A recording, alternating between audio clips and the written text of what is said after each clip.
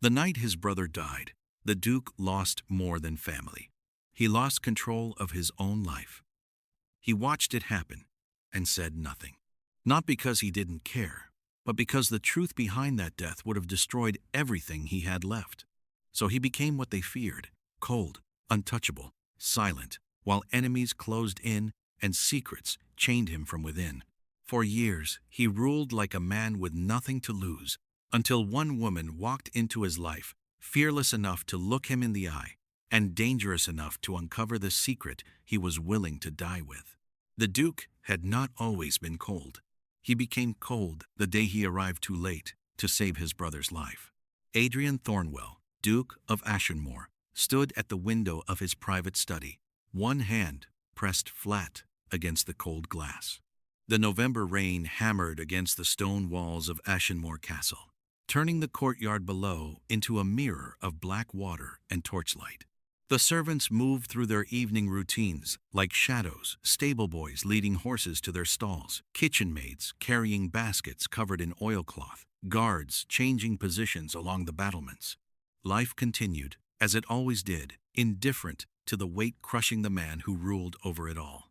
But Adrian felt none of it. 3 years ago, on a morning much like this one, his brother Callum had ridden out for what should have been a routine hunting trip. Adrian had stayed behind estate business, he'd told himself.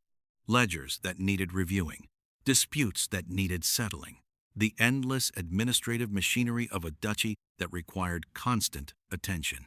Callum had understood. He always understood. "Go," Adrian had said.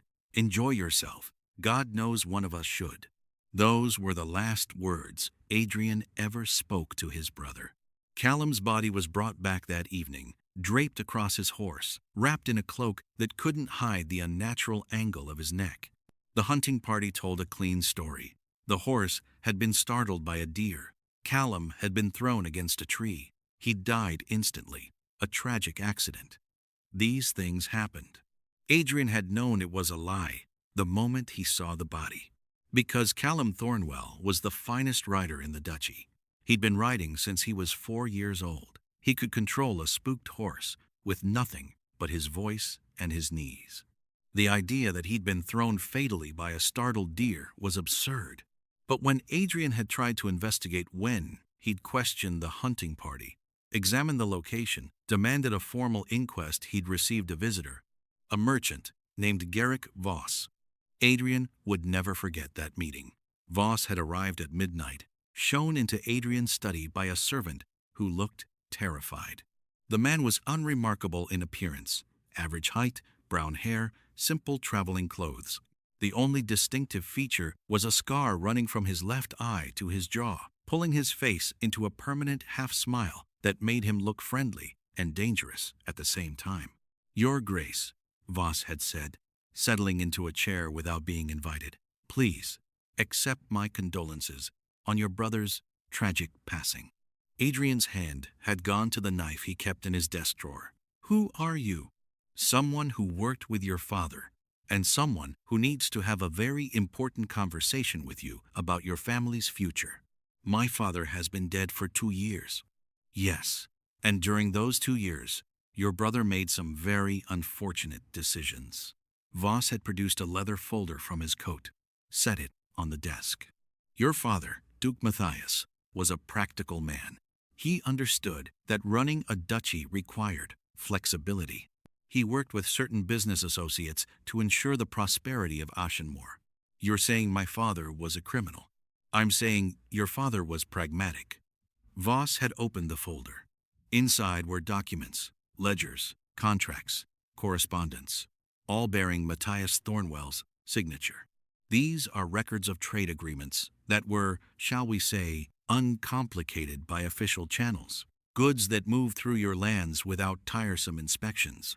Payments that didn't appear in tax records.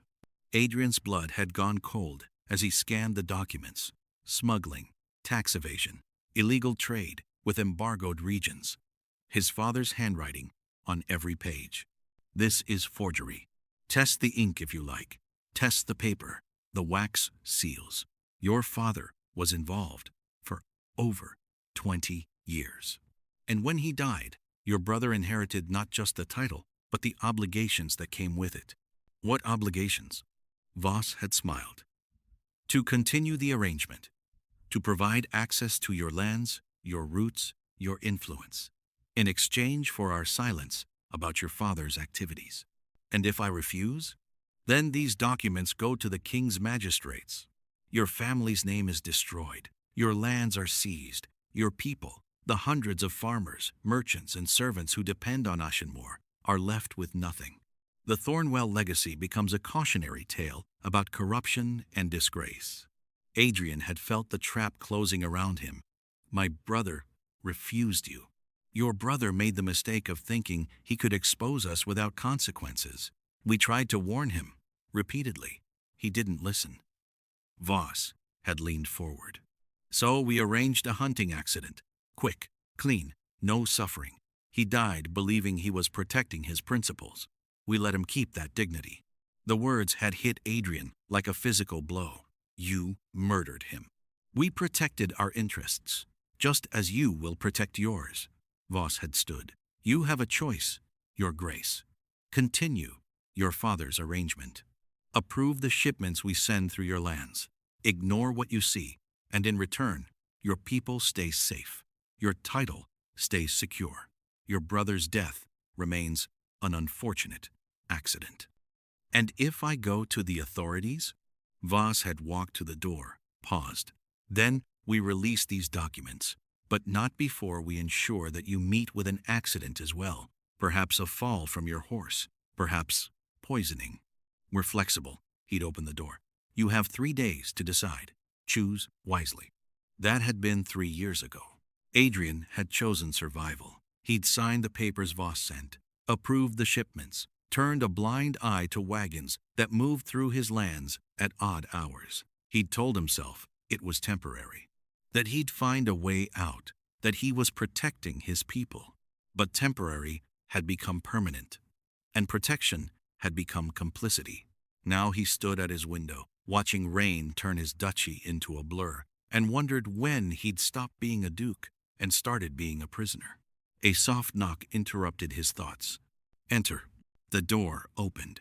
Oswin, his steward, a gray-haired man with a limp from a riding accident 15 years prior, stepped inside with the careful dignity of someone who'd served the Thornwell family since before Adrian was born. Your Grace, forgive the intrusion. What is it, Oswin? The storm has worsened. The bridge over the River Kale has flooded. The roads are impassable. This happened every November. The river swelled with autumn rains, overflowed its banks, and cut Ashenmoor off from the southern territories for days or weeks at a time. It was one of the reasons the duchy had always been strategically important. Controlling the northern routes meant controlling trade during the flood season. Any travelers caught in it? Adrian asked. Oswin hesitated, just for a moment. But Adrian had known the man long enough to read the pause. 1. Your Grace. A messenger from the Earl of Westmere, delivering correspondence marked urgent. She became trapped by the weather and the rising water. Adrian turned from the window. She? The Earl's daughter, Your Grace. Lady Elara Ashford. The name meant nothing to Adrian. He'd heard of the Earl of Westmere, one of the few nobles Matthias had genuinely trusted but knew little of his family. I wasn't aware the Earl had a daughter. He keeps her rather removed from society, Your Grace. She prefers horses to court life, from what I understand. Quite the accomplished rider, by all accounts. Has she been given quarters? Yes, Your Grace. The Rose Chamber in the East Wing. Though she requested access to the stables before settling in, she was quite insistent about checking on her horse personally, a black mare named Shadow. The stablemaster reports the animal is exceptionally well trained. Adrian felt something stir in his chest. Not quite interest, but something close. Send word that Lady Elara is welcome to dine with me this evening, if she wishes. And Oswin's eyebrows rose fractionally. Adrian never invited guests to dine. He'd taken every meal alone for 3 years. As you command, Your Grace. Shall I have the formal dining hall prepared? No, the private dining room. And Oswin? Your Grace? Have the place settings arranged, closer together than usual. A ghost of a smile touched Oswin's weathered face. Of course, Your Grace. The steward bowed and left. Adrian returned to the window and watched the storm rage beyond the glass. Somewhere in his castle was a woman who'd ridden through this tempest to deliver a letter, who'd insisted on checking her horse before seeing to her own comfort. For the first time in 3 years, Adrian felt something other than the crushing weight of guilt and fear. He felt curious. The letter Oswin had mentioned sat on Adrian's desk, its seal unbroken. The Earl of Westmere's crest, a hawk clutching an olive branch, was pressed into dark blue wax. Adrian broke the seal and unfolded the parchment. Adrian, by the time you read this, my daughter will have delivered it personally. I trust her judgment in all things, though I know the world does not. I write not as the Earl of Westmere, but as someone who served your family when discretion mattered most. My late wife, Margaret, was present at births that were not recorded in official documents. She was keeper of secrets that 3 generations of Thornwells entrusted to her care.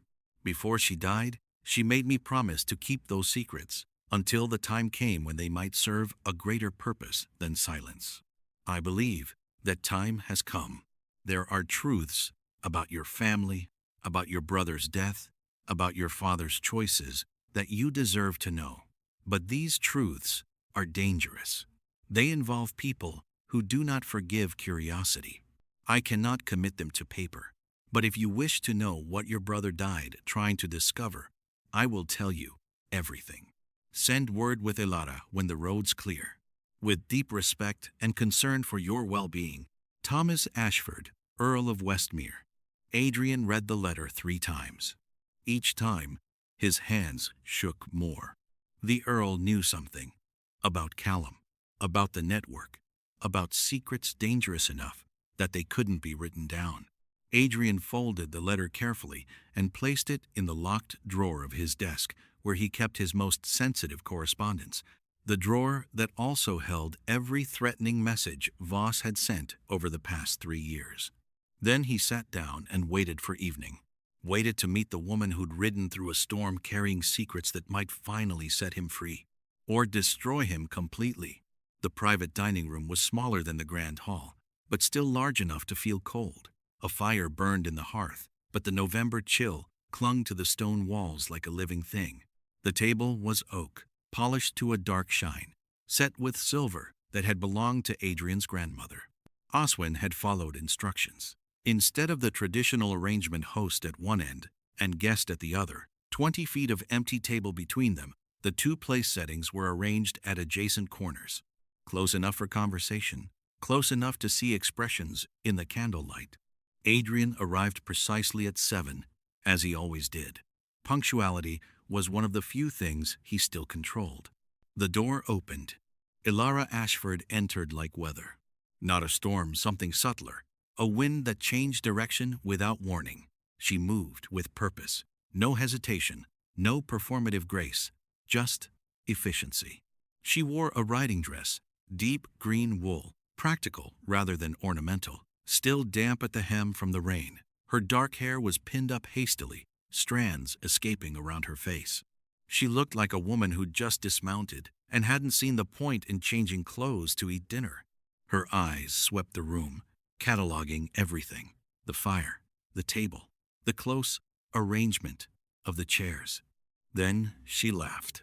Not a polite titter behind her hand, a real laugh, bright, surprised, genuinely amused. Adrian blinked. Something entertains you, Lady Elara?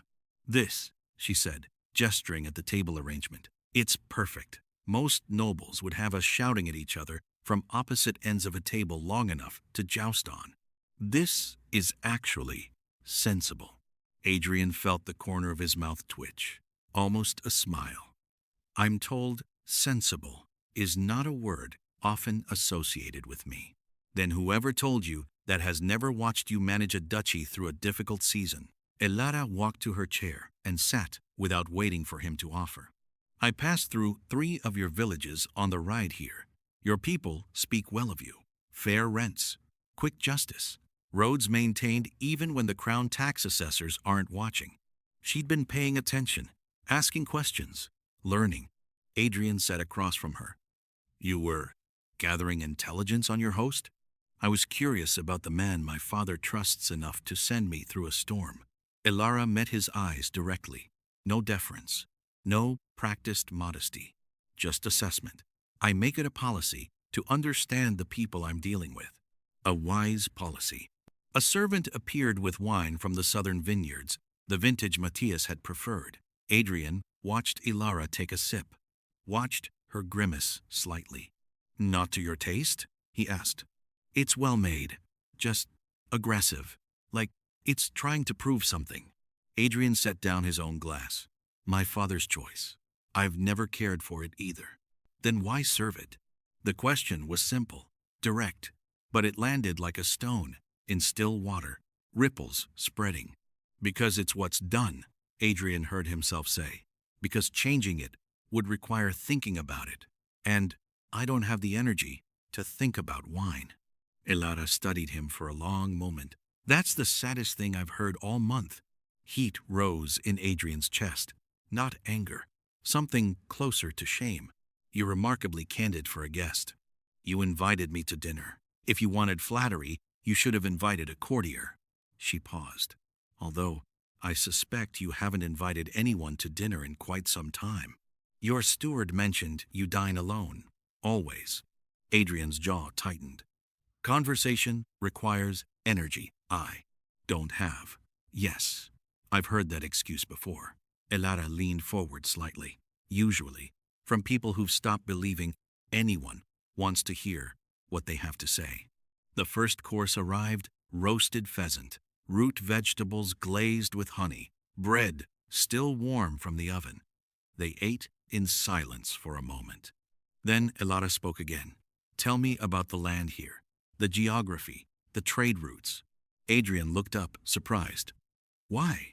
Because I'm curious. I've ridden through most of the northern territories, but Ashenmore is different. The terrain is more severe, the forests denser, the river more temperamental. And yet you manage to maintain trade even during flood season. That requires knowledge most nobles don't possess.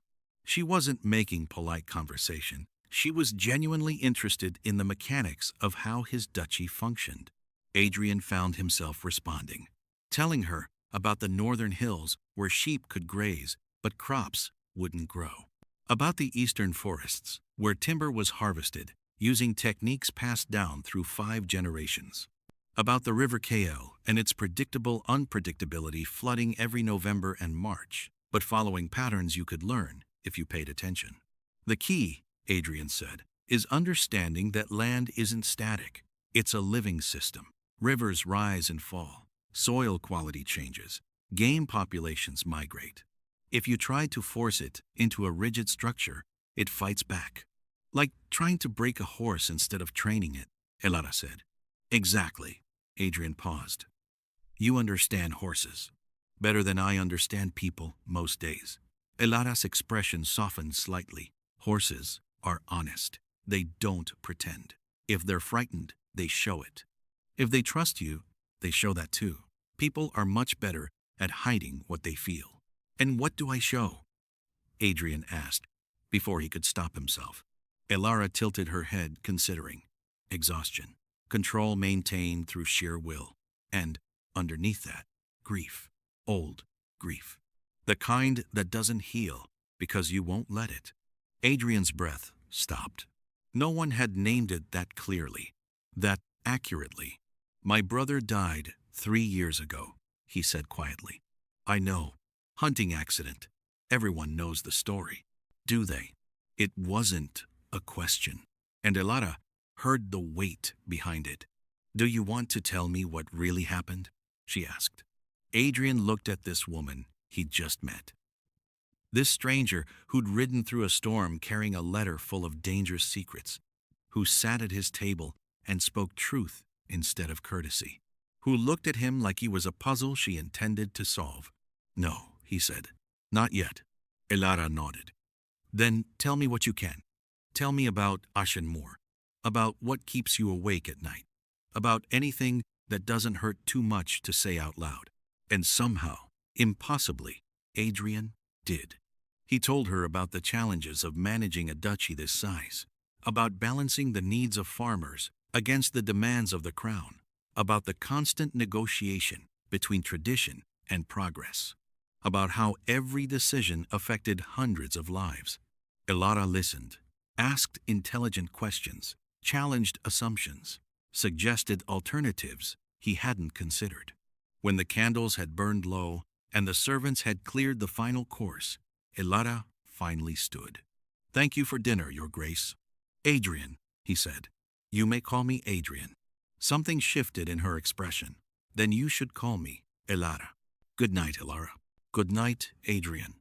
She left, and Adrian sat alone in the dining room, staring at the chair she'd occupied, feeling like something dormant inside him had just stirred after 3 years of sleep. He retrieved the Earl's letter from his study. Read it again by candlelight. There are truths about your family, about your brother's death that you deserve to know. Adrian closed his eyes. For 3 years, he'd been surviving, choosing safety over truth, compliance over resistance. But Elara Ashford had just walked into his castle and reminded him of something he'd forgotten. Some things were worth the risk. Some truths were worth the danger. And some people, rare, impossible people, made you remember what it felt like to want to fight. Adrian locked the letter away and walked to his chambers. For the first time in 3 years, he felt something other than dread about tomorrow. He felt anticipation. Elara Ashford did not arrive in elegance. She arrived covered in mud and rain, leading a horse that looked like it had been conjured from shadow. The stable boy who'd been on duty that afternoon would tell the story for years afterward, how the lady had come riding up through the storm like a character from an old legend, how her black mare had foam on its flanks but was still perfectly controlled, how the lady herself had been soaked through but hadn't seemed to notice or care. "Her name is Shadow," Elara had said, handing over the reins. "She's blind in the left eye, so always approach from the right. She doesn't like sudden noises or movements. Fresh water, good oats, not the cheap grain, the good stuff. Check her left foreleg, she favored it slightly on the last mile. Not lame, just tired. Walk her until she's cool before you stable her." The boy, his name was Thomas, 14 years old, working at Ashenmore since he was 10, had nodded mutely. "What's your name?" Elara had asked. "Thomas, my lady." "Thomas, good. You look like someone who cares about horses. Am I right?" "Yes, my lady, very much." "Then we'll get along fine." She'd pressed a silver coin into his hand. "That's for taking excellent care of Shadow. There'll be another when I leave if she's happy and healthy." "Fair?" Thomas had stared at the coin more than he made in a month. "Very fair, my lady." "Good man." Then she'd walk toward the castle like she owned it, her boots squelching with each step, leaving muddy footprints on the stone.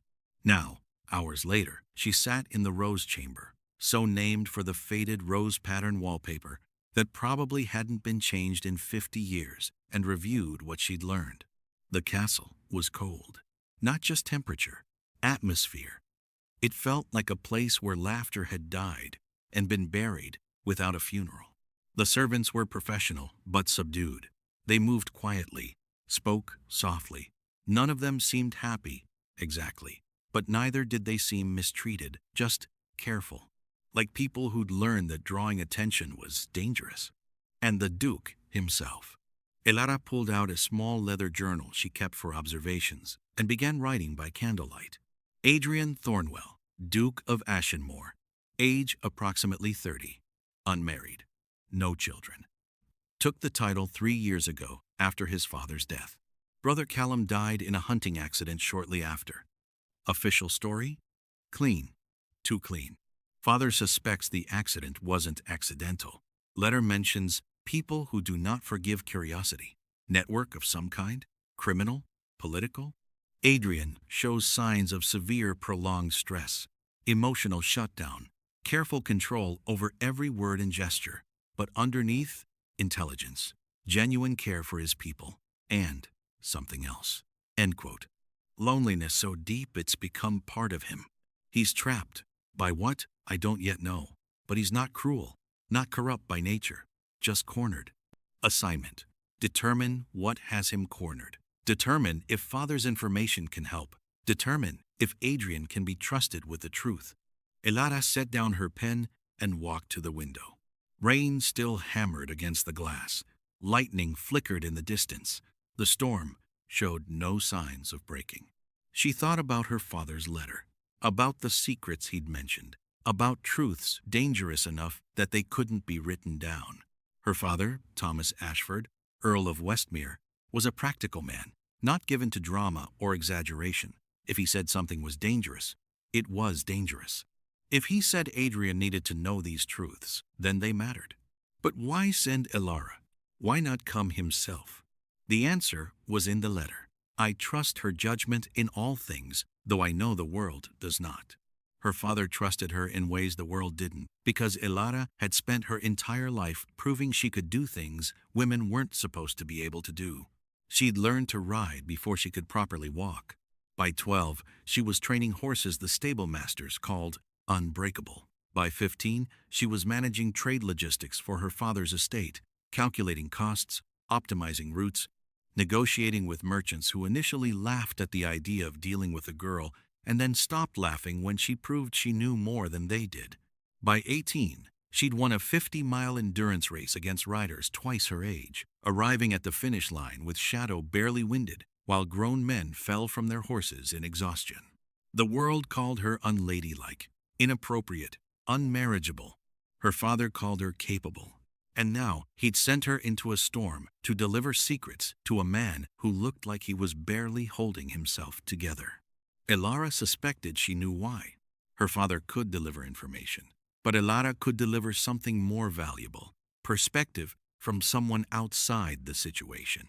Someone with no stake in Ashenmoor's politics.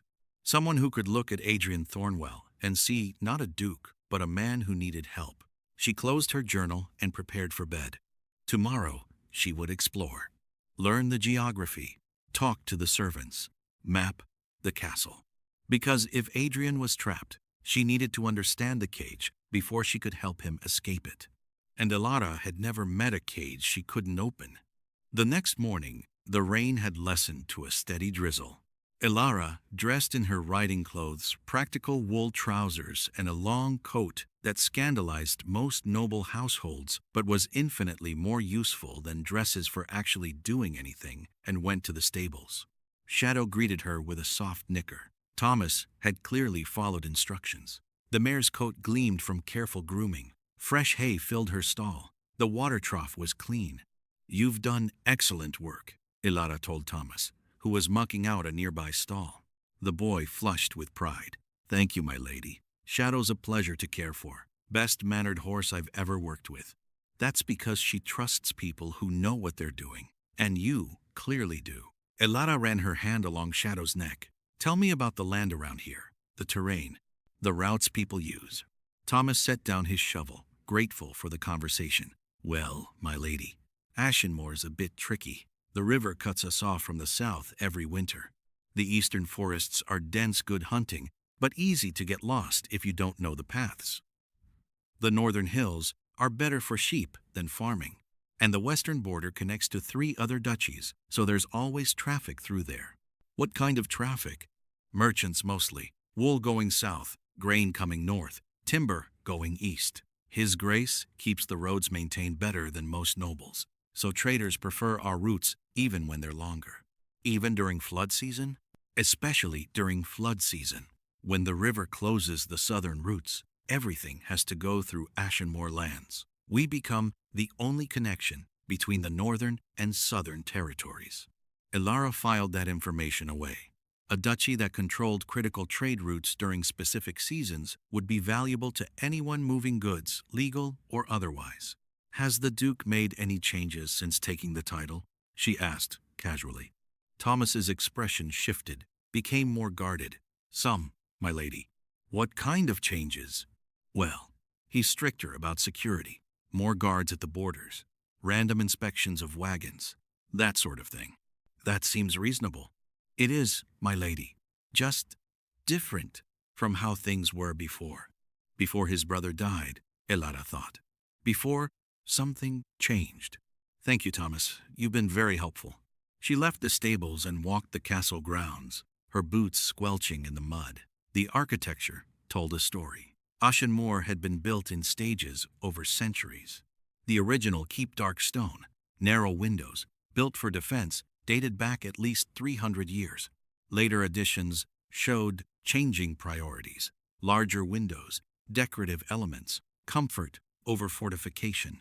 But everything was meticulously maintained. No crumbling walls, no overgrown gardens. Someone cared about this place. Of quote. Elara spent the morning exploring. She counted guard positions, noted patrol patterns, mapped corridors, located exits.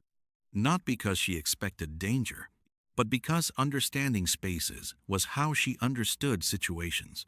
By midday, she'd formed a preliminary picture. Ashenmoor was a well-run duchy with a deeply troubled duke. Something had changed 3 years ago. Security had increased. The atmosphere had darkened. And a man who should have been confident and powerful instead moved through his own castle like he was walking on glass. What had happened? And what did her father know about it? That afternoon, Elara found the library. It was in the west wing, tucked behind a heavy oak door that had been left slightly ajar. She pushed it open and stepped into a room that made her breath catch. 2 stories of shelves stretched toward a painted ceiling, depicting classical scenes, gods and heroes in dramatic poses. Rolling brass ladders on rails, the smell of old leather and parchment. Thousands of books, meticulously organized. And sitting at a desk in the center, surrounded by ledgers, was Adrian. He looked up when she entered. For just a moment, she saw something flash across his face. Surprise. Then, something that might have been relief before his careful control reasserted itself. Lady Elara, I didn't expect. I couldn't sleep, Elara said, which was true. I thought I'd explore. I hope I'm not intruding. No. Adrian closed the ledger he'd been studying. Please, feel free to look around. Elara walked slowly along the shelves, reading titles. History, geography, philosophy, agricultural science, military strategy, and on one shelf, poetry and literature. She pulled out a volume of poetry collected works of the Northern Masters and flipped through it. This is an impressive collection, she said. Most of it was my father's, and his father's before him. Do you read? When I can find the time, which is never, I suspect. Elara replaced the book and walked toward his desk. What are you working on? Adrian's jaw tightened fractionally. Estate business. That's not an answer. That's a deflection. Elara gestured at the ledgers. These are financial records. You're looking for something. Why would you think that? Because you're not just reading, you're comparing. You have 3 different ledgers open different years. By the look of them, you're cross-referencing, looking for discrepancies. Adrian stared at her. You're very observant. I'm very curious. There's a difference. Elara pulled out a chair and sat across from him without being invited. What are you looking for? For a long moment, Adrian didn't answer. Then he said, proof. Of what? That my father was a criminal. The words hung in the air between them. Elara didn't react with shock or judgment. She simply said, tell me. And somehow, impossibly, Adrian did. He told her about Voss, about the midnight visit, about the documents showing Matthias Thornwell's involvement in illegal trade, about the choice he'd been given, continue the arrangement or watch his family's name be destroyed. He told her about the past 3 years, about approving shipments he knew were illegal, about turning a blind eye to wagons moving through his lands at odd hours, about becoming complicit in the very system that had killed his brother. When he finished, the library was silent except for rain against the windows. Elara absorbed it all, processed it, then asked the question that mattered most. How did your brother really die? Adrian's hands clenched on the desk. Voss told me they arranged a hunting accident, that Callum was asking too many questions about my father's business dealings, that they warned him repeatedly to stop. He didn't, so they killed him and made it look like his horse threw him. But you weren't there. No, I stayed behind. Estate business. Adrian's voice broke. I let him ride out alone, and he never came back. So you don't actually know for certain that Voss killed him? He admitted it. He claimed credit for it, Elara corrected. That's different. Criminals lie, Adrian. They take credit for things they didn't do if it serves their purposes. Adrian looked up. What are you suggesting? I'm suggesting we don't actually know what happened to your brother. We know the official story accident. We know Voss's story murder disguised as accident. But we don't have proof either way. Why would Voss lie about killing him? To control you. To make you believe they're more powerful and ruthless than they actually are. Fear is a weapon, Adrian, and it only works if you believe the threat is real. Adrian stood abruptly, walked to the window. You're saying I should have called his bluff, refused. Let him release those documents, and damn the consequences. No, you made the choice you had to make with the information you had, but now you have different information. You have me. And my father, who apparently knows secrets about your family that might change the entire equation. Adrian turned to face her. Why are you helping me? You don't even know me. I know enough, Elara said. She stood and walked to him. I know you're a good man trapped in an impossible situation. I know you've spent 3 years sacrificing yourself to protect people who don't even know you're suffering. And I know that what's being done to you is wrong. That doesn't explain why you'd risk involving yourself. Elara met his eyes. My father's letter said there are truths about your family that you deserve to know. Truths he learned from my mother, who was present at births that weren't officially recorded. I think your family's secrets are bigger than just your father's criminal connections, and I think those secrets might be the key to freeing you. Adrian's breath caught. What kind of secrets? I don't know. My father didn't tell me. He said they were too dangerous to commit to paper. But he sent me here to deliver this message. If you want to know what your brother died trying to discover, he'll tell you everything. Adrian closed his eyes. This is why you're really here. Not just to deliver a letter, to assess whether I can be trusted with whatever your father knows. Yes. And what's your assessment? Elara considered. Then, I think you're stronger than you believe you are. I think 3 years of forced compliance hasn't broken you. It's just convinced you that breaking is inevitable. And I think if we work together, we can end this. How? Elara smiled. The same way I've solved every impossible problem I've ever faced, by refusing to accept that it's impossible. If you're ready for more stories where courage battles corruption, where truth fights deception, and where the unexpected heroes rise to challenge the powerful, make sure you hit that subscribe button now. You don't want to miss what comes next. Drop a comment below, let me know where you're watching from, and what you think Elara should do next. Should she trust Adrian completely? Or should she investigate more before revealing her father's secrets? Your thoughts matter here at Power and Silence Whispers. Don't forget to like, share, and hit that notification bell so you never miss a moment of the strategy, the secrets, and the dangerous truths waiting to be uncovered. Welcome to the family. Now let's see what impossible choice Elara and Adrian make together. The rain finally stopped on the 4th day. Elara stood at her window and watched dawn break over Ashenmoor, the first clear sky since she'd arrived. The hills in the distance emerged from mist like sleeping giants waking. The flooded river still blocked the southern routes, but the roads within the duchy were passable again, which meant she could explore. She dressed quickly and went to the stables. Shadow greeted her eagerly, ready to run after days of confinement. Thomas already had the mare saddled. Thought you might want a ride today, my lady. Weather's finally cleared. You'll read minds, Thomas. Thank you. She swung into the saddle. I'm going to explore the eastern territories. Survey the land. Be careful in the forests, my lady. Easy to lose your way if you don't know the paths. I'll stay on the main routes. Promise. It was a lie, but a necessary one. Elara had no intention of staying on main routes. Main routes showed you what people wanted you to see.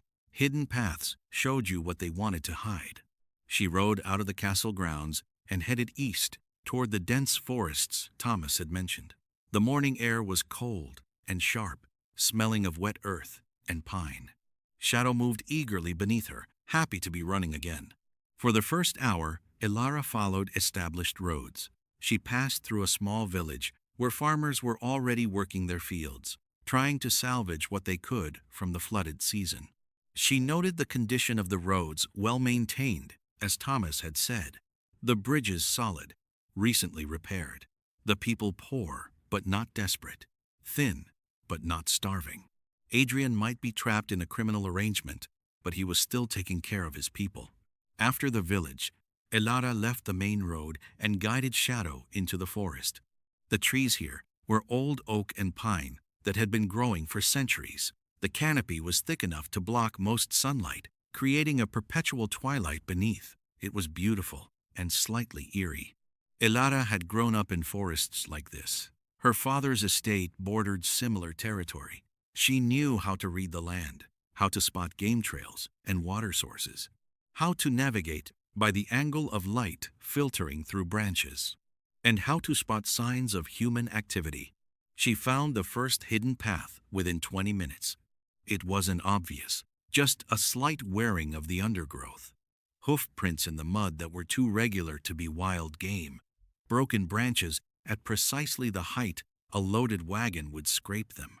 Someone used this route regularly. Elara dismounted and examined the tracks more closely. Multiple horses, heavy wagons, based on the depth of the wheel ruts. Recent, within the past week. Before, the worst of the rain. She followed the path on foot, leading Shadow. It wound deeper into the forest, deliberately avoiding clearings where it might be visible from above. After half a mile, it opened into a small clearing. Signs of a camp, fire pit with cold ashes, flattened grass where bedrolls had been laid, horse droppings, and something else, broken pottery shards near the fire pit. Elara knelt and picked up one of the shards. Quality ceramic, the kind used for expensive wine or oil, not what common travelers would carry. This wasn't a hunting camp or a shepherd's rest stop. This was a waypoint for people moving valuable goods. She spent another hour exploring, found 2 more hidden paths, another clearing with similar signs of use, and most telling, a crude map carved into a tree trunk. Just symbols and lines, but enough to show a route network. This was organized, professional, not random bandits or opportunistic smugglers. This was infrastructure. The network Voss had described wasn't just using Adrian's lands. They'd built permanent routes into them, camps, markers, systems. Elara remounted Shadow and continued exploring. She covered 20 miles of forest, mapping paths in her mind, noting landmarks, memorizing the pattern. By the time she returned to Ashen Moor, the sun was setting and she had a clear picture. The network was larger and more sophisticated than Adrian probably realized. But that meant it also had more vulnerabilities. She found Adrian in his study that evening, as she'd known she would. The man barely seemed to sleep. She didn't knock, just walked in and spread a hand-drawn map across his desk. Adrian looked up, startled. Elara, there are at least 7 hidden routes through your eastern forests, she said without preamble. Permanent camps at 3 locations, marker systems carved into trees. This isn't opportunistic smuggling, Adrian. This is a full operational infrastructure. Adrian stared at the map. How did you? I rode out today, explored, followed the tracks. She pointed to specific locations. Here, here, and here. Active waypoints. The camps show signs of regular use, fire pits maintained, cleared spaces, supply caches. You went into the forest alone, following smuggling routes? Yes. That was incredibly dangerous. That was incredibly necessary. Elara sat in the chair across from him. Adrian, you've been thinking of this as blackmail, a threat Voss holds over you. But it's bigger than that. This is an entire operation using your lands as critical infrastructure. They've invested resources, time, planning, which makes them more powerful, which makes them more vulnerable. Elara, leaned forward. Systems this complex have weak points, dependencies. If you're part of the system, you can identify those weak points and exploit them. Adrian shook his head. Even if I could identify weaknesses, I can't act on them. The moment they suspect I'm interfering, Voss releases those documents about my father. Then we need to make those documents less powerful. How? Elada pulled out her father's letter, the original one she'd delivered, set it on the desk between them. My father says there are truths about your family that you deserve to know. Truths that might change everything. I think whatever he knows could neutralize Voss's leverage. Adrian picked up the letter. Read it again. He mentions your mother being present at births that weren't officially recorded. Yes. What does that mean? I don't know. But births that aren't officially recorded usually mean one of three things: illegitimate children, children who died immediately, or children who were removed from family records for political reasons. Adrian went very still. Are you suggesting? I'm not suggesting anything. I'm saying my father knows something about your family's history, something significant enough that he believes it's worth the risk of telling you. The risk? He said people involved don't forgive curiosity. If he's willing to take that risk, it must be important. Adrian set down the letter. So what do? We need to get you to my father. He can't come here too obvious, too dangerous. But if the road's clear in the next few days, we could arrange a meeting, somewhere neutral. Where? Elara thought for a moment. There's an old hunting lodge on the border between your lands and my father's. It belonged to both families generations ago. It's maintained, but rarely used. We could meet there. When? Give it 3 days. The river should recede enough by then for safe travel. I'll send word to my father. You arrange cover for your absence inspection tour. Something routine. Adrian nodded slowly. 3 days, Elara confirmed. And Adrian? Yes? Whatever my father tells you, it might be difficult to hear. These kinds of family secrets usually are. But I think it's the key to everything. To understanding why Voss has the leverage he does, and how to break it. Adrian met her eyes. Why are you doing this? Really? You could have delivered the letter and left when the road's cleared. Instead, you're staying, investigating, helping. Why? Elara considered the question, considered giving him the diplomatic answer, the polite deflection. Instead, she told him the truth. Because I've spent my entire life watching capable people be controlled by systems they didn't build and can't escape. My mother was brilliant, more intelligent than half the scholars my father employed, but she was trapped in a life that didn't value her intelligence. She died, never having the chance to truly use it. Her voice softened. I won't watch that happen to someone else. You're being crushed by circumstances you didn't create, by your father's choices and other people's crimes. And you're strong enough and smart enough that you shouldn't be. So yes, I'm helping, because I can, and because someone should. And Adrian's throat worked. Thank you. Thank me when we're free of this. Now, Elara stood. I need food and sleep. Tomorrow I'm going to explore the western routes, build a complete map of their infrastructure. Elara, if they see you, they won't. I'm very good at not being seen when it matters. She walked to the door, paused. 3 days, Adrian. Then we get answers. Then we start fighting back. She left, and Adrian sat alone in his study, staring at the map she'd drawn, and thought about what it meant to finally have an ally. Someone who saw the cage and immediately started looking for the lock. Someone who treated impossible problems like interesting puzzles. Someone who made him remember what it felt like to hope. 3 days later, Adrian and Elara rode to the hunting lodge. It was located in a valley between Ashenmoor and Westmere territories. A stone building that had once been grand, but now showed the gentle decay of decades of minimal use. The roof was intact. The windows shuttered but solid, a place that could be made comfortable quickly but was isolated enough for private conversations. The Earl of Westmere arrived an hour after them. Thomas Ashford was a man in his late 50s, with silver hair and the kind of weathered face that suggested a life spent outdoors rather than in courts. He embraced his daughter warmly, then turned to Adrian with an expression that was complex respect, sympathy, and something that might have been guilt. "Your Grace," the Earl said, "thank you for coming. Lord Westmere, your daughter suggested this meeting might illuminate certain matters. It will, though I'm not certain you'll thank me for it when we're done." The Earl gestured to the lodge's main room, where someone had already lit a fire in the hearth. "Please, sit. This will take some time." They settled into chairs around the fire. Elara sat slightly apart, giving them space, but clearly intending to stay. The Earl took a breath, then began. "What I am about to tell you was told to me by my wife Margaret on her deathbed. She was midwife to your family for 30 years. She assisted at births, deaths, and everything in between. She kept every secret she was asked to keep. But before she died, she made me promise something." Adrian leaned forward. "What promise?"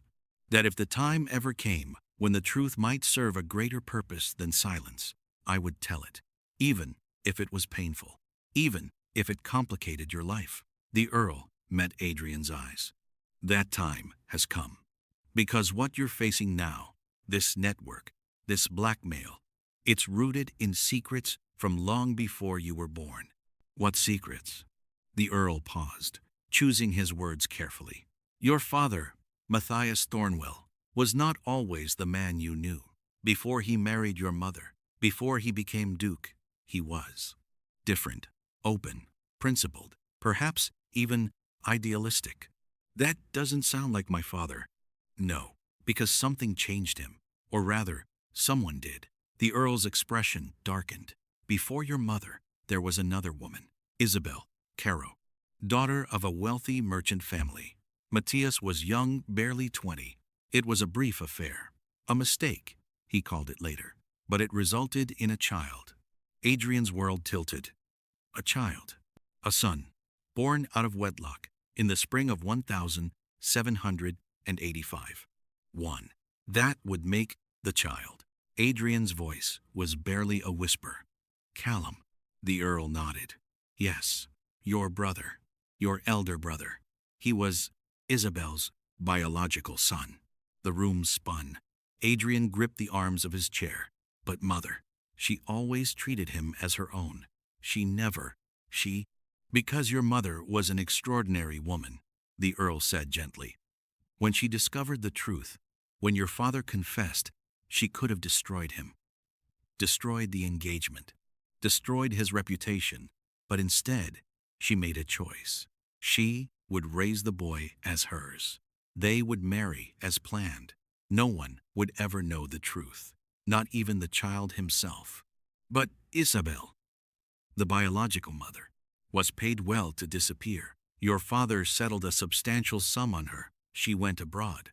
The understanding was that she would never contact the family again, never acknowledge the child. The secret would die with everyone involved." Adrian's mind raced. But she came back, 15 years later, when Callum was 15 years old. The Earl stood and walked to the fire. Isabel had spent the money, made poor investments. She was desperate. And she'd heard that Matthias had become Duke, was wealthy, powerful. So she returned with demands. Marriage, recognition, a place in society. And when your father refused, when he told her it was impossible without destroying 2 families, she brought her cousins. Adrian's blood went cold. The network. Yes, Isabel's family had connections to merchants who operated outside official channels, smugglers, traders in illegal goods, men who understood leverage and weren't afraid to use it. They blackmailed my father extensively. They threatened to expose Callum's true parentage, to reveal that the Duke's heir was illegitimate, to destroy your mother's reputation, to make sure no one in the kingdom would ever deal with the Thornwell family again. The Earl turned back to Adrian. "So your father made a deal. They would keep the secret. And in exchange, he would provide access to Ashenmoor's lands, its roots, its resources, for their operations. For how long? 20 years. Your entire childhood.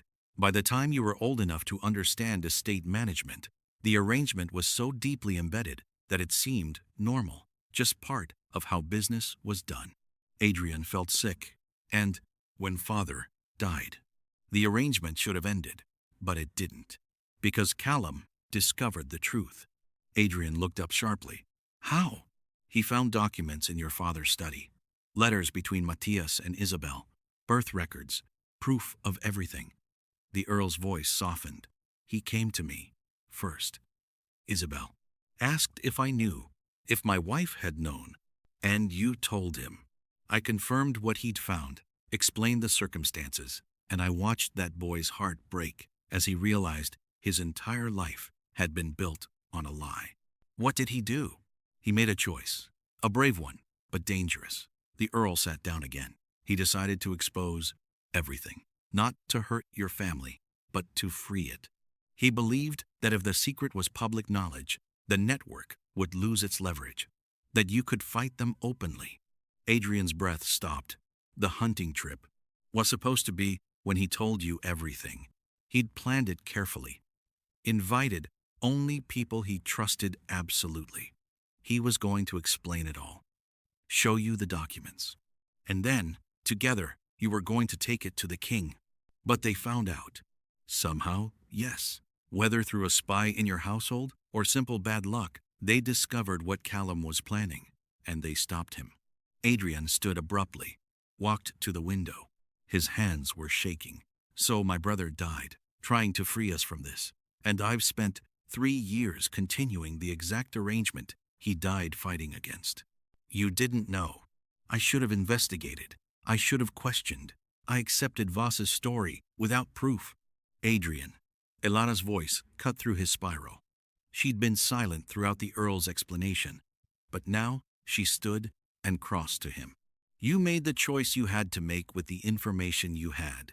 You're not responsible for your father's sins or your brother's death, but I am responsible for the past 3 years of compliance. Yes, Elara said bluntly, but that ends now, because now you know the truth, and truth changes everything. Adrian turned to the Earl. Is there proof of Callum's parentage, of the original arrangement? Your brother compiled everything, documents, letters, birth records. He gave them to me for safekeeping. I have them. Where? Hidden at my estate, in a location even Elara doesn't know about. The Earl stood. But before I give them to you, you need to understand what they represent. If you make this public, if you expose the truth, it will be painful. Your family's reputation will be damaged. People will question your own legitimacy. The scandal will be enormous. But the network will lose its leverage. Yes, the secret they've used to control your family for 25 years will be worthless. They'll have nothing left to threaten you with. Adrian looked at Elara. What do you think? I think, Elara said slowly, that you have to decide what matters more, your family's reputation or your freedom, because you can't have both. Adrian thought about Callum, about his brother riding out that morning, determined to free their family even if it meant destroying their name. About 3 years of living in a cage, built from shame and fear. My family's reputation is already built on lies, Adrian said. At least scandal would be honest. The Earl nodded. Then I'll get you the documents. But Adrian, once this is public, there's no taking it back. The network will retaliate. They'll try to salvage what they can. It will be dangerous.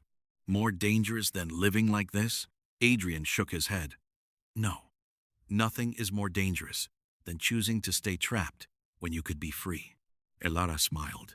Then we have our answer. We expose the truth. We remove their leverage, and we end this. How? Adrian asked. Carefully, Elara said, because exposure isn't enough. We need to dismantle their entire operation. Make sure they can't just rebuild somewhere else with someone else. She walked to the table and pulled out the maps she'd been making. I've been mapping their infrastructure, routes, waypoints, patterns.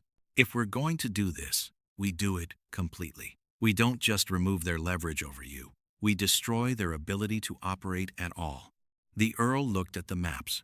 This is extensive. This is professional reconnaissance. Elara corrected, and it's only the beginning. If we're going to war with a criminal network, we do it intelligently. We identify every weakness. We exploit every vulnerability. And we don't stop until they're finished. Adrian stared at this woman who'd walked into his life during a storm and somehow convinced him that impossible things were actually just difficult things that required planning. "When do we start?" he asked. Elara's smile was sharp as a blade. "We already have." The plan Elara proposed was ambitious, methodical, and would take months to execute properly. "We can't rush this," she said as they rode back to Ashenmoor. "If we move too quickly, they'll realize what's happening and adapt. We need to dismantle them piece by piece, slowly enough that each disruption looks like bad luck rather than sabotage." "How do we do that?" Adrian asked. "By understanding what they depend on. Every criminal operation has critical dependencies. For a smuggling network, those dependencies are reliable routes, consistent timing, trusted personnel, and infrastructure to support movement of goods. So we attack those dependencies. Precisely. But indirectly. We don't shut down routes, we make them unreliable. We don't expose personnel, we make them doubt each other. We don't destroy infrastructure, we make it unusable." Over the next 2 weeks, Elara became a ghost. She would disappear for days at a time, returning with new information, new maps, new insights into how the network operated. She talked to people, not nobles or officials, but the people who actually moved through the world. Stable boys, farriers, traveling merchants, innkeepers, the invisible infrastructure of trade. And she paid well for information. "There's a stable in Raven's Cross," she told Adrian one evening. "The master there is named Peter. He keeps horses for the network, specific animals, trained for long distances that they rotate through." "How did you learn this?" "I paid a farrier 3 silver to tell me which horses in the region get shod most frequently. Horses that travel long distances need their shoes replaced regularly. I tracked which stables had the highest turnover of horseshoes, then visited those stables and asked questions." Adrian shook his head in amazement. "You're treating this like a military campaign." "Because it is one. And in any campaign, logistics win battles more often than swords." She spread another map on his desk. "I've identified 9 critical stables. If we can disrupt the horse supply, shipments slow down, routes become unreliable, the whole system starts to strain. How do we disrupt them without being obvious?" Elara smiled. "We don't disrupt all of them, just enough to create pressure. And we don't steal horses, we relocate them, temporarily. Create confusion rather than loss." She explained her strategy. Pay stable masters to move horses to different locations. Create paperwork showing the transfers were authorized by the network itself. By the time anyone realized the mistake, the horses would be returned, but shipments would be delayed, schedules disrupted, trust eroded. "It's brilliant," Adrian said, "but it requires significant funds." "Which you have. You're a duke." "I do. But moving that much money might draw attention." "Not if we're clever about it." Elara pulled out a ledger. "You have legitimate expenses, estate improvements, road maintenance, infrastructure projects. We bury the payments in those. Small amounts across multiple categories. Untraceable." Adrian looked at her with something approaching awe. "You've done this before." "Adrian, not exactly, but I've managed my father's estate finances for years. I know how to make accounts tell the story you want them to tell."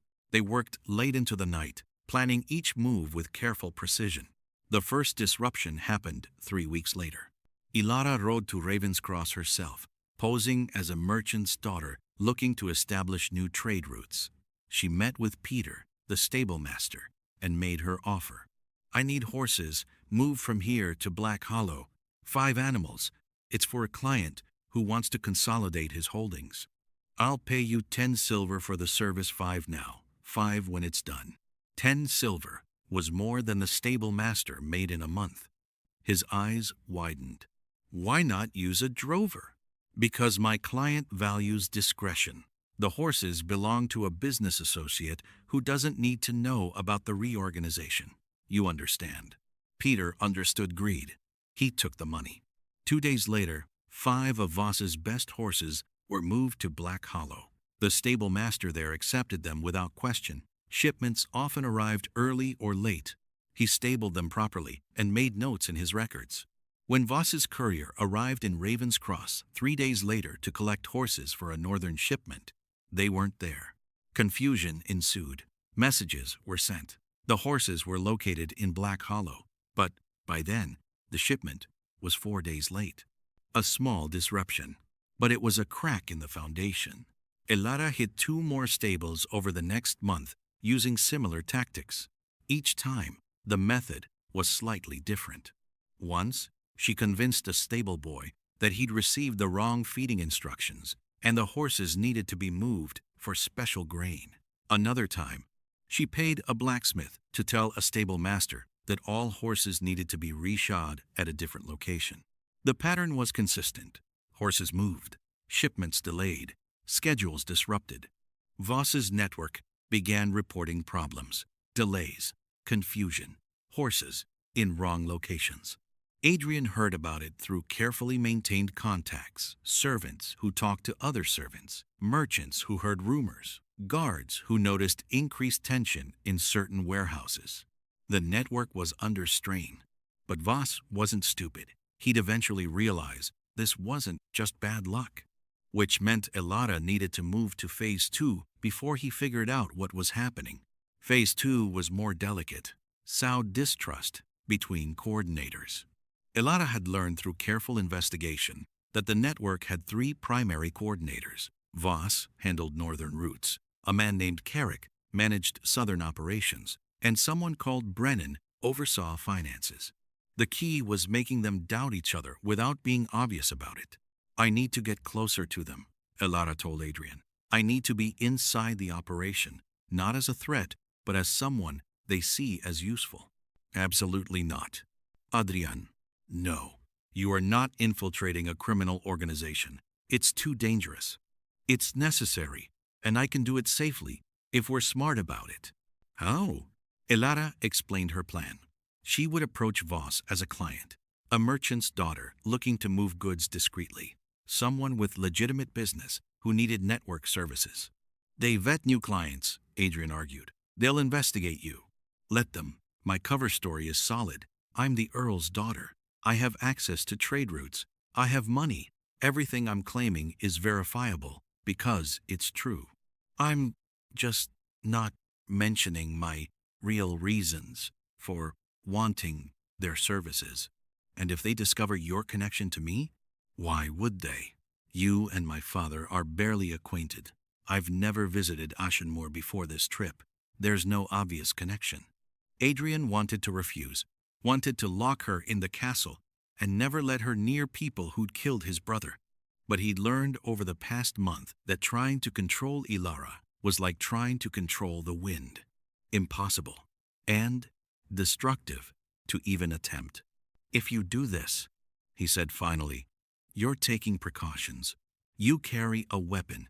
You establish check-in times. If you're ever more than 2 hours late, I come looking for you. Agreed. And you don't take unnecessary risks. You gather information, plant seeds of doubt, and get out. No heroics. I'm not the heroic type. I'm the strategic type. There's a difference. Adrian pulled her close, held her for a long moment. If anything happens to you, nothing will happen to me, Elara said. I'm very good at staying alive. It's one of my best skills.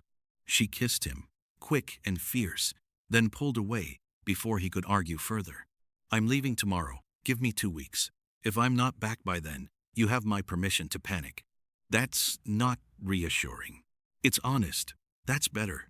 Elara rode to Raven's Cross the next day, found the tavern where Voss was known to conduct business, walked in like she belonged there. Voss was at his usual table. He looked up when she approached. his scarred face showing surprise. I'm looking for someone who can help me move goods discreetly, Elara said, without preamble. I was told you might be that someone. Voss studied her. Who told you that? Peter, the stable master. He said, you were a man who understood the value of efficient transportation. Did he? Voss gestured to the chair across from him. Sit, tell me what you need. And Elara, intelligent, strategic, absolutely fearless, sat down across from the man who'd threatened Adrian's life and smiled. My name is Elara Ashford, and I think we can help each other. Voss didn't trust her.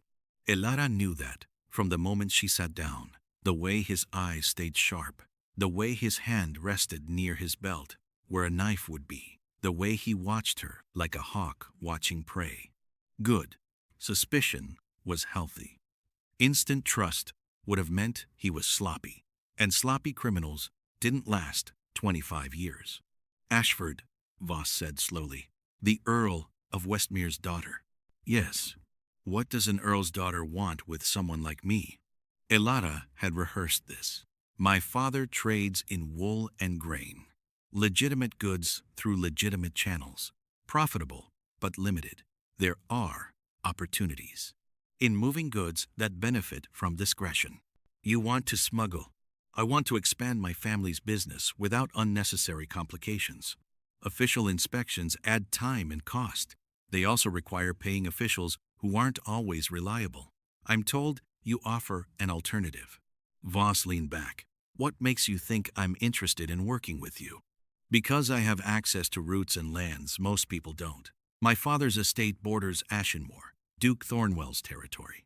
The geography there creates natural passages during flood season when official routes are closed. She watched Voss's reaction carefully when she mentioned Ashenmore. There it was, a flicker of interest, recognition. Ashenmore, Voss repeated. The Duke doesn't patrol his borders as carefully as he should. The Duke is preoccupied. Estate management has never been his strength. His lands are vast and undermanned, perfect for efficient transportation. Voss smiled, but it was the smile of a cat that had just spotted a particularly interesting mouse. You've done your research. I always do. They talked for an hour. Elara laid out her cover story with careful detail. Her father was aging, thinking about succession, bringing in a cousin to manage the estate. Elara wanted to build something independent, prove she was more than just a daughter to be married off. It was close enough to truth to be convincing. When they finished, Voss said, I'll consider your proposal, but first, I need to verify your story. Confirm you are who you say you are, that you have the access you're claiming. How long will that take? A week, maybe 2. I'll send word when I've decided. Elara nodded and stood. Fair enough. I'll be at the Rose and Crown Inn if you need to find me. She walked out of the tavern calmly, even though her heart was racing. Phase 1 complete. She'd made contact, presented herself as a potential asset. Now came the dangerous part, surviving the investigation. Voss was thorough. Over the next week, Elara spotted 3 different people following her at various times. One was obviously a hired investigator, middle-aged man with careful eyes, keeping just far enough back to be unobtrusive. Another was a woman who posed as a merchant selling fabric, but asked too many questions about Elara's father and family. Elara let them follow, let them ask questions. She'd prepared for this. She made sure to be seen doing exactly what she'd claimed, talking to merchants about wool prices, reviewing trade route maps in the inn's common room, writing letters to her father about business matters, letters that were genuine, containing nothing suspicious. She also made a calculated move. She had a legitimate shipment of her father's wool accidentally seized by customs inspectors. Then she made a scene about it at the local magistrate's office, complaining loudly about inefficient bureaucracy and wasted time. The performance served multiple purposes. It reinforced her cover story about wanting to avoid official channels. It demonstrated real frustration with legitimate trade. And it was genuine enough that anyone investigating her would hear about it from multiple sources. On the 8th day, Voss's message came. She was to meet him at a warehouse on the edge of town after dark. Elara armed herself carefully, a knife in her boot, another in her sleeve, a small vial of pepper extract, not enough to blind permanently, but enough to create a escape opportunity if needed. She arrived at the warehouse exactly on time. Voss was waiting inside, along with two other men. One was older, silver hair, expensive but understated clothes, calculating eyes. The other was younger, built like a soldier, hand resting on a sword hilt. "Lady Ashford," Voss said, "let me introduce you to some associates. This is Brennan. He manages our financial operations, and Marcus handles security." Elara noted the names, filed them away. "Gentlemen," she said with a slight nod. Brennan stepped forward. He moved like a man used to power, even if that power was hidden. "We've investigated your story, Lady Ashford, quite thoroughly. And it checks out. You are who you claim to be. Your father does control significant trade routes. You do have access to Ashenmoor's borders." He paused, which raises an interesting question. Why would the Earl of Westmere's daughter need our services? Your family has the resources to establish legitimate trade channels. This was the test, the real one. Elara met his eyes directly. Because legitimate channels require official permissions, which require political connections, which require my father's involvement. And my father doesn't believe women should be running business operations. If I want to build something independent, I need to do it without his knowledge. Which means I need partners who understand discretion. Silence. Then Brennan smiled. "Ambition. I appreciate that." He gestured to Voss. "Show her the operation." Over the next 3 weeks, Elara was brought deeper into the network. Not into the inner circle, they weren't stupid enough to trust her completely, but into the operational level, the machinery that made everything work. She met coordinators, learned how shipments were scheduled, saw how routes were managed, observed the careful compartmentalization. Each person knew only their specific role, and she gathered information. She learned that Brennan kept meticulous financial records, that he was skimming not much, but enough that if it came to light, the others would question him. She learned that Carrick, the southern coordinator, was paranoid about Voss, thought northern operations got preferential treatment, resented the power imbalance. She learned that Marcus, the security chief, had a gambling problem, that he was in debt to people outside the network, that he was vulnerable. Each piece of information was a weapon, a pressure point. But the most valuable thing she learned was about the man pulling strings behind everyone, the silver-haired man she'd seen briefly at her first meeting. His name was Lord Pemberton, and he wasn't just a criminal coordinator. He was nobility, a baron from the northern territories with legitimate political connections and illegitimate business operations. Pemberton was the bridge between the criminal network and legitimate power structures. He had magistrates in his pocket, officials on his payroll. He was the reason the network had operated for 25 years without being shut down. He was also careful never to be directly connected to criminal activity. He met with coordinators, yes, but always with plausible deniability, always with legitimate business reasons. Taking down Voss, or Brennan, or Carrick wouldn't end this, but exposing Pemberton would collapse the entire structure. Elara sent word to Adrian through their established system, coded messages delivered by servants who thought they were carrying ordinary correspondence. She'd learned enough. It was time to move to the next phase. But as she was preparing to extract herself from the operation, something went wrong. She was making a routine delivery to a stable near Widow's Bridge, a task Voss had assigned to test her reliability when she spotted Pemberton. He was meeting with a local magistrate in broad daylight, standing in the open, confident, and Elara kept her distance, watched from across the square. The magistrate handed Pemberton a stack of papers. Pemberton reviewed them briefly, nodded, then handed the magistrate a purse. They spoke for a few minutes, then parted ways. Elara's mind raced.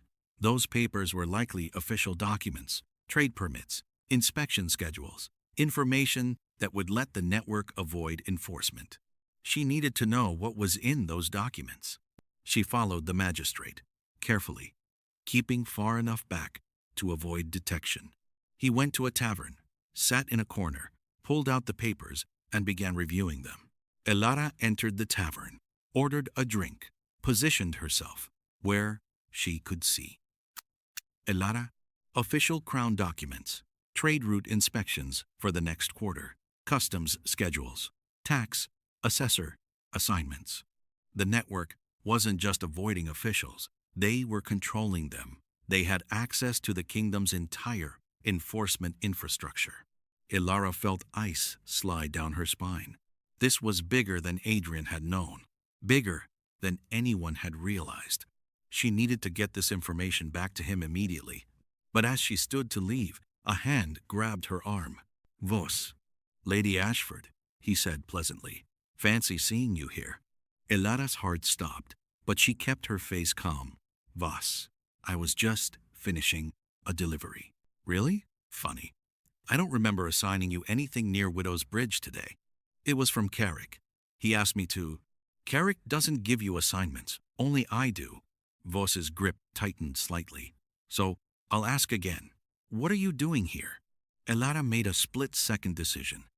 Play it as curiosity, not investigation. "I was curious," she said, "about the magistrate. I saw him meeting with someone earlier. Older man, silver hair. They exchanged papers and money. I thought it might be useful to understand how you managed to avoid official interference." Voss's eyes narrowed. "So you followed him, spied on him." I observed. "There's a difference. If I'm going to work with you long term, I need to understand the full scope of how your operation functions, including how you handle officials. Curiosity is dangerous in this business. So is ignorance." They stared at each other. Finally, Voss released her arm. "You're ambitious. I can appreciate that. But ambition without boundaries gets people killed. I understand boundaries.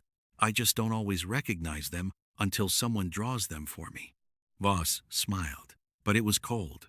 "Consider them drawn. The man you saw, you don't want to know about him. You don't want to draw his attention, and you definitely don't want to ask questions about what he does. Clear? Crystal. Good. Now get back to Raven's Cross, and next time you're curious about something, ask me first instead of playing investigator." Elara nodded and walked out of the tavern. Her hands were shaking. She'd been caught. Not completely, but enough that Voss would be watching her more carefully now. She needed to accelerate the timeline. They couldn't afford slow dismantlement anymore. They needed to move fast. Elara returned to Ashenmore that night, riding through darkness with an urgency that made Shadow nervous. She found Adrian in his study, as always. He looked up when she entered, and the relief on his face was so profound it made her chest ache. "You're late," he said. 4 hours late. I was about to— "We have a problem," Elara interrupted. She locked the door behind her. "Voss caught me following the magistrate. He doesn't know why I was really there, but he's suspicious. I'm compromised." Adrian stood immediately. "Then you're done. You don't go back." "I'm not done, but we are changing strategy." She pulled out her notes. "I've learned enough. We have names, locations, patterns. More importantly, I know who's really running this operation." "Who?" "Lord Pemberton, a baron from the Northern Territories. He's the connection between the criminal network and legitimate power structures.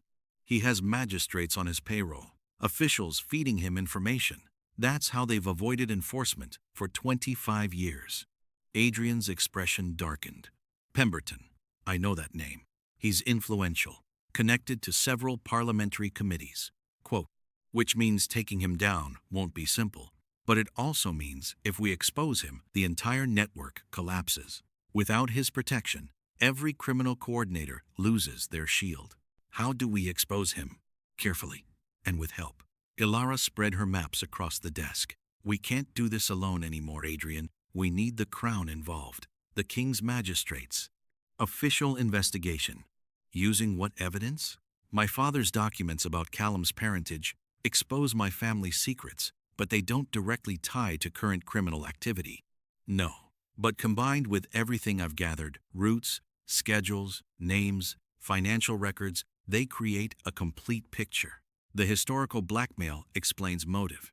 My intelligence explains method. Together, it's enough for the Crown to act. Adrian was quiet for a long moment. If we go to the King's magistrates with this, there's no taking it back. My family's scandal becomes public record. Yes, my brother's legitimacy is questioned. My mother's choice to raise him is judged by people who have no right to judge it. Generations of Thornwell history are re-examined through the lens of illegitimacy and blackmail. Yes, Elara said again. But Adrian, the alternative is continuing to be controlled by criminals, continuing to enable activities you find morally reprehensible, continuing to live in fear that any day they might decide you're more valuable dead than alive. Adrian walked to the window, looked out at his duchy, the lands he'd been trying to protect for 3 years by surrendering his freedom. Callum died trying to expose this, he said quietly. He believed the scandal was worth it if it meant we'd be free. And you've spent 3 years honoring his sacrifice by staying trapped. Maybe it's time to honor it differently. Adrian turned, by finishing what he started. Exactly. They looked at each other. Two people who'd been strangers 2 months ago, now bound together in a conspiracy that would either free them both or destroy them completely. How long to compile everything? Adrian asked. 3 days, maybe 4. I need to organize the intelligence, cross-reference dates, create a timeline that shows pattern rather than isolated incidents. And then? Then we send it to the King's Chief Magistrate, with a formal request for investigation, along with your father's documents proving the historical blackmail. They'll want to interview me, question my involvement over the past 3 years. Yes, you'll need to be honest about that. Explain the coercion, the threats, the choice you made to protect your people. Some will call it complicity. Some will. Others will call it impossible circumstances. The important thing is you're ending it now, voluntarily, before being caught. Adrian nodded slowly. 3 days. Then we do it. Then we do it? Elara confirmed. But they didn't have 3 days. The next morning, a message arrived at Ashenmoor, hand-delivered by a courier who wouldn't give his name, sealed with red wax. Adrian opened it in front of Elara. Inside was a single sentence, written in elegant script. We know who she is. We know what she's been doing. You have 48 hours to deliver her to us, or we release everything. Adrian's hands shook as he read it. They know, he said. They know you've been gathering intelligence. They know you're connected to me. Elara took the letter. Read it. Her expression didn't change, but her mind was racing. This is Pemberton, she said. Voss would have killed me already if he'd confirmed I was a threat. This is someone with more patience, someone willing to use me as leverage. What do they want? Me, obviously. Either to interrogate, find out what I know, who I've told, or to use me as an example. Show what happens to people who investigate them. Adrian's voice was steel.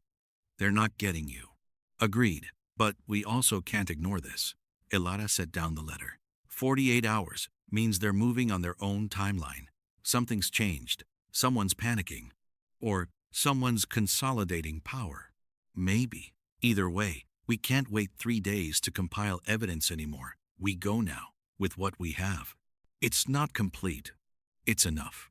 Roots, names, patterns, your father's documents, my testimony. That's sufficient for the Crown to launch an investigation.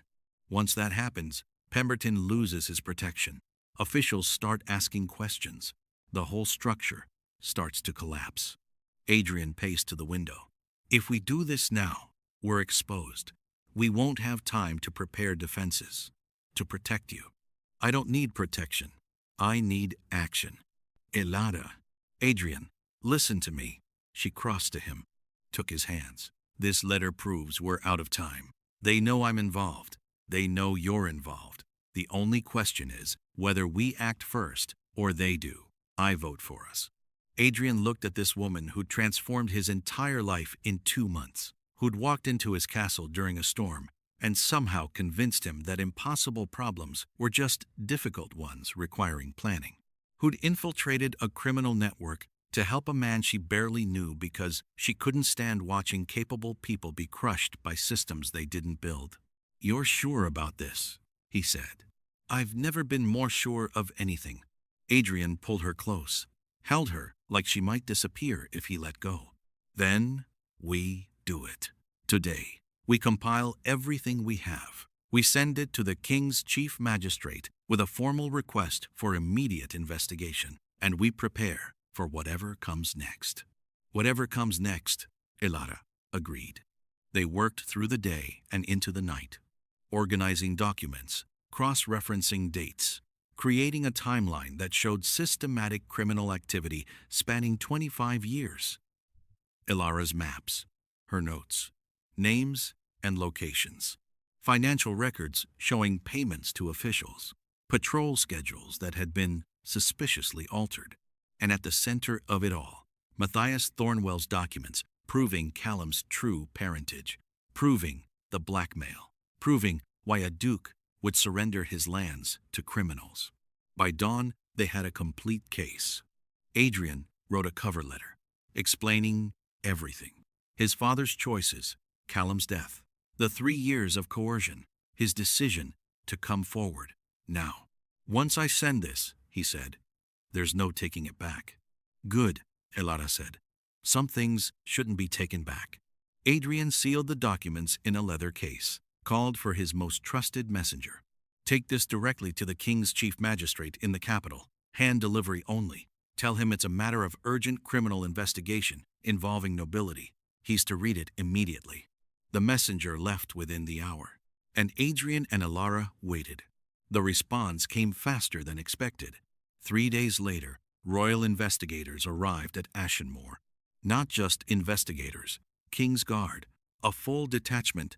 They arrested Adrian on suspicion of criminal conspiracy. Elara watched from the castle windows as they led him away in chains and felt her world tilt. This wasn't supposed to happen. He'd come forward voluntarily. He'd provided evidence. He'd cooperated. But the lead investigator, a hard-faced man named Commander Hayes, had been clear. "Your Grace is being detained pending investigation. The Crown doesn't take accusations of noble corruption lightly, even self-reported corruption." Elara had tried to intervene. "I can provide testimony. I have evidence." "Lady Ashford, you are also under investigation. As an accomplice, you will remain at Ashenmoor pending questioning." Then they'd taken Adrian away. Elara stood at the window and watched the carriages disappear down the road toward the capital. And for the first time since this began, she felt genuine fear. Not for herself, for Adrian, because the system they'd tried to use to free him might instead be the thing that destroyed him. Adrian spent 6 days in a cell beneath the royal courthouse. It wasn't a dungeon in the medieval sense. No rats, no filth, no torture. The Crown's justice system had evolved beyond such crude methods. This was a holding facility for nobles awaiting trial. Clean, austere. 1. Designed to strip away dignity through isolation rather than degradation. He had a bed, a small window that let in light but showed only sky. Meals delivered 3 times daily, and nothing else. No books, no correspondence. No contact with anyone except the guards who brought his food and refused to answer questions. On the 7th day, Commander Hayes came. He was a man in his 50s, with steel-gray hair and the bearing of someone who'd spent decades in military service before transitioning to investigative work. His uniform was impeccable, his expression unreadable. "Your Grace," he said, settling into the chair across from Adrian in the small interrogation room. "Let's talk about your confession." Adrian had been preparing for this. "I've already provided a complete written statement. Everything is documented." "Yes, you've confessed to 3 years of criminal conspiracy, to allowing illegal trade through your lands, to approving smuggling routes, to accepting payments that went unreported in tax records." Hayes pulled out a thick folder, quite a comprehensive admission of guilt. Guilt under duress. I was being blackmailed. So you claim. But we've investigated your father's documents, the ones proving your brother's illegitimate birth. Hayes leaned forward. Here's what I find interesting, Your Grace. Your father died 3 years ago. Your brother died shortly after. The people who allegedly blackmailed you using this secret, they could have released it at any time. They had nothing to lose. They had leverage to lose. As long as they kept the secret, they controlled me. Or, Hayes said slowly, you were a willing participant in a profitable criminal enterprise. And now that your operation has been exposed, thanks to information provided by your own investigator, Lady Ashford, you're claiming coercion to avoid full punishment. Adrian's blood went cold. That's not what happened, isn't it? Let me present an alternative narrative. Hayes opened the folder. 3 years ago, you inherited a duchy with significant debts. Your father had been involved in illegal trade to maintain the estate. When he died, you inherited not just the title, but his business arrangements. You continued those arrangements because they were profitable. No, your brother discovered what you were doing. He was principled. He threatened to expose you, so you had him killed and made it look like an accident. That's a lie. Adrian surged to his feet. Guards at the door moved forward, hands on weapons. Hayes remained calm. Sit down, Your Grace. Adrian forced himself to sit, to breathe, to think.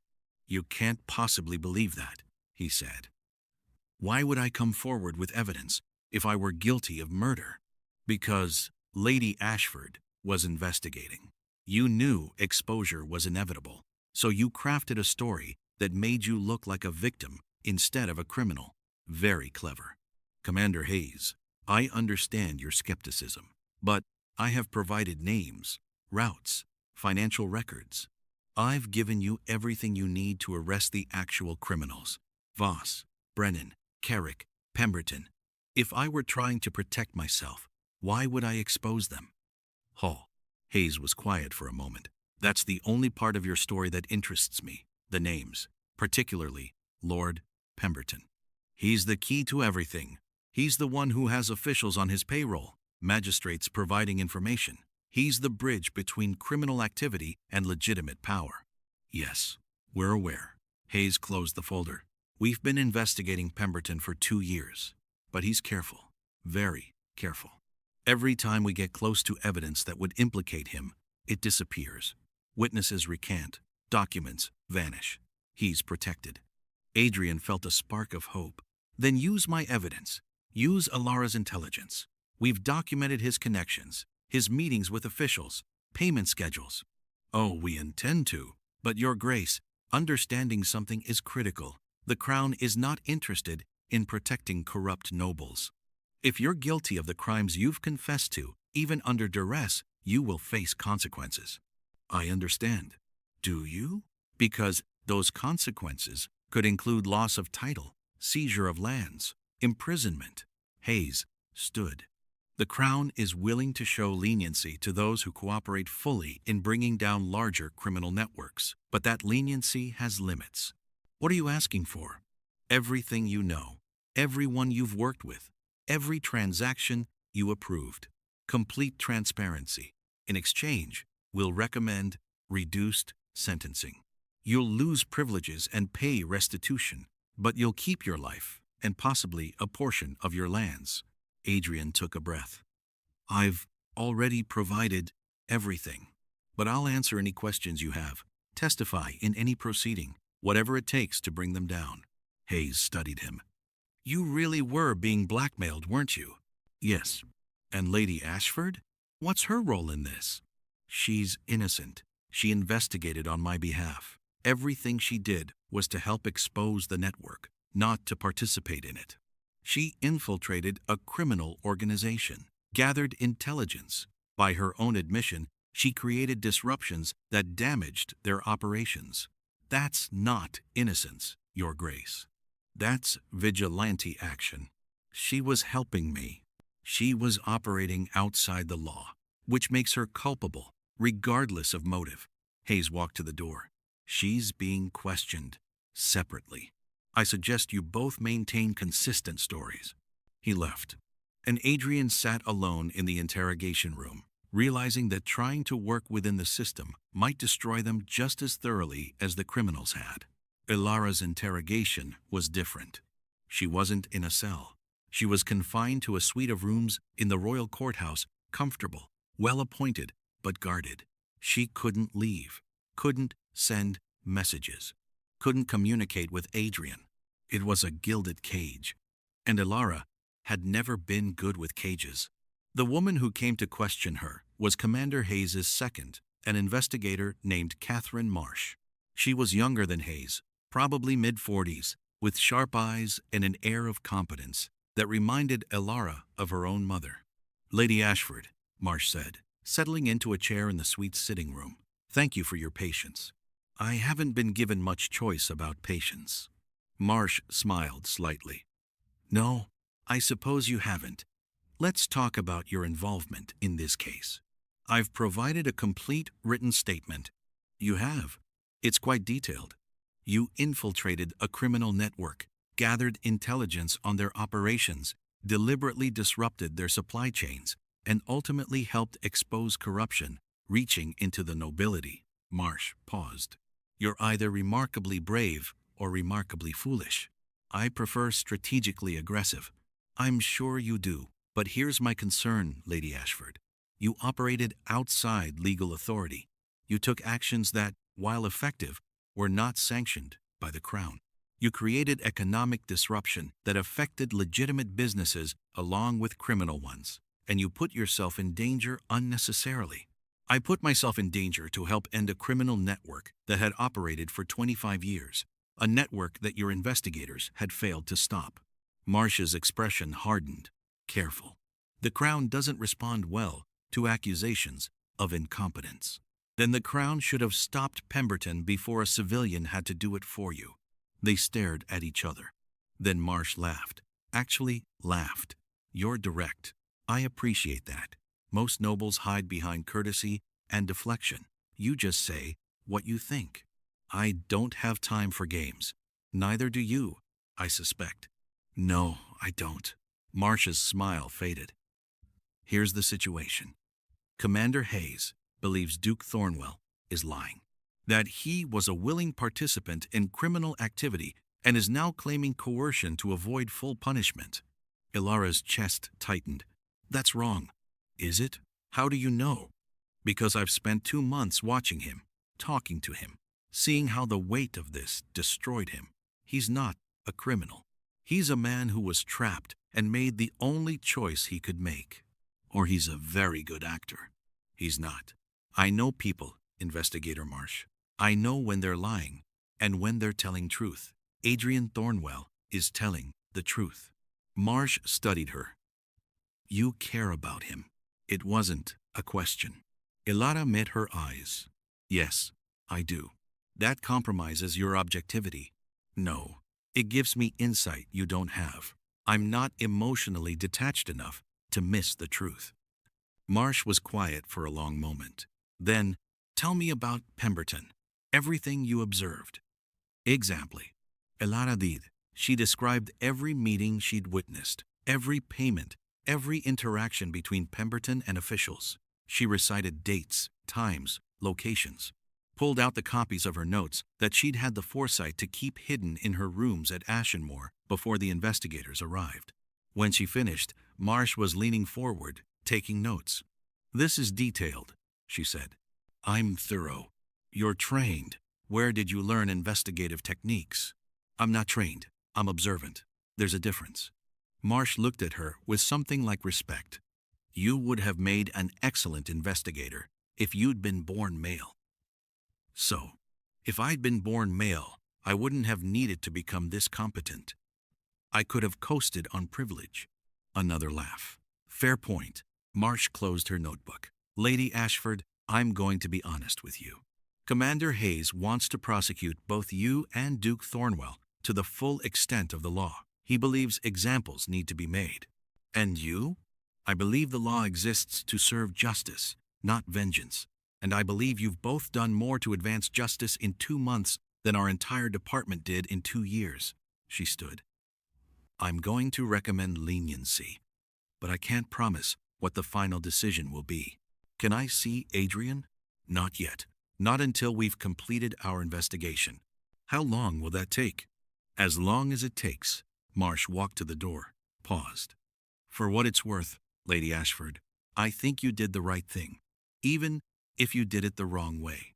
She left, and Elara sat in her gilded cage, waiting for a system she didn't entirely trust to decide her fate and Adrian's. 12 days after Adrian's arrest, the king's chief magistrate made his decision. Adrian and Elara were brought to a formal hearing room, not a trial, not yet, but a preliminary judgment about how the case would proceed. The chief magistrate was an elderly man named Lord Blackstone. He'd served 3 kings over 4 decades and had a reputation for being brilliant, ruthless, and absolutely incorruptible. He sat behind a massive desk, flanked by Commander Hayes and Investigator Marsh. Adrian and Elara stood before him, separated by guards. They weren't allowed to speak to each other, but Elara caught Adrian's eyes for just a moment.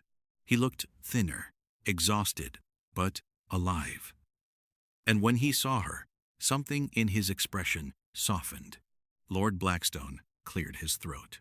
This is an unusual case. We have a noble confessing to 3 years of criminal conspiracy. We have a civilian who conducted unauthorized investigations into that conspiracy.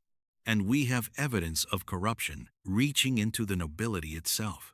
He picked up a document.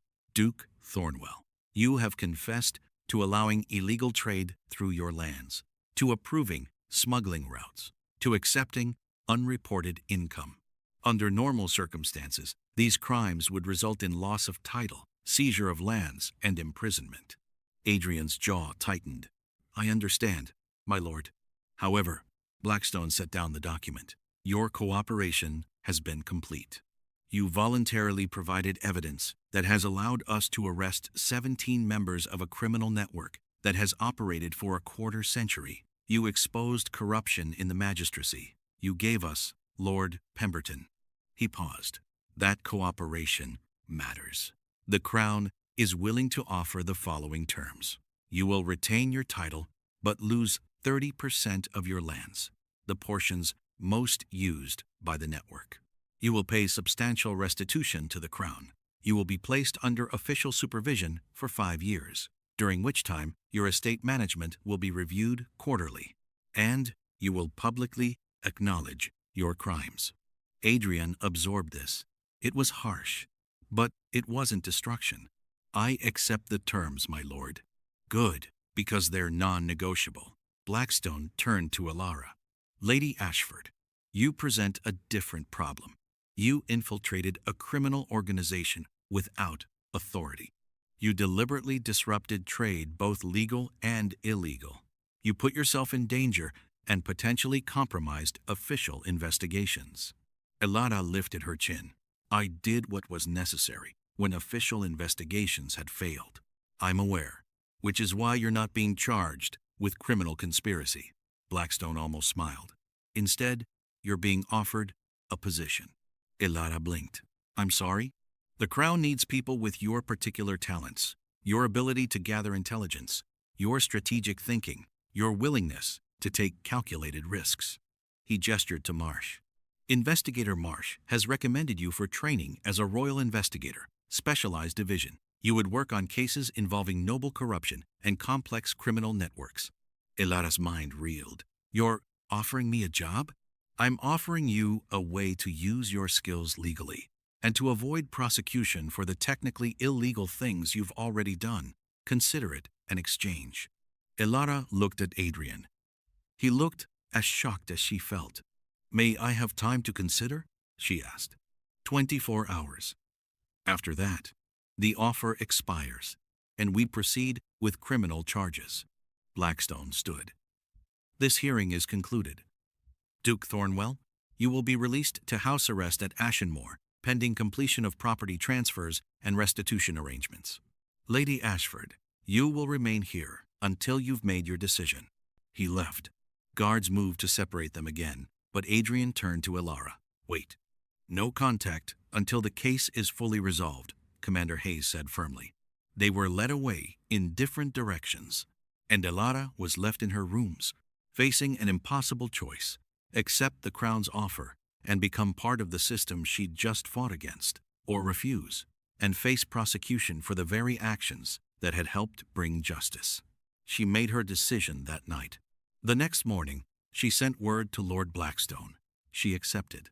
Not because she wanted to work for the Crown, but because staying free meant she could continue fighting, could help others trapped the way Adrian had been, could use the system to change the system.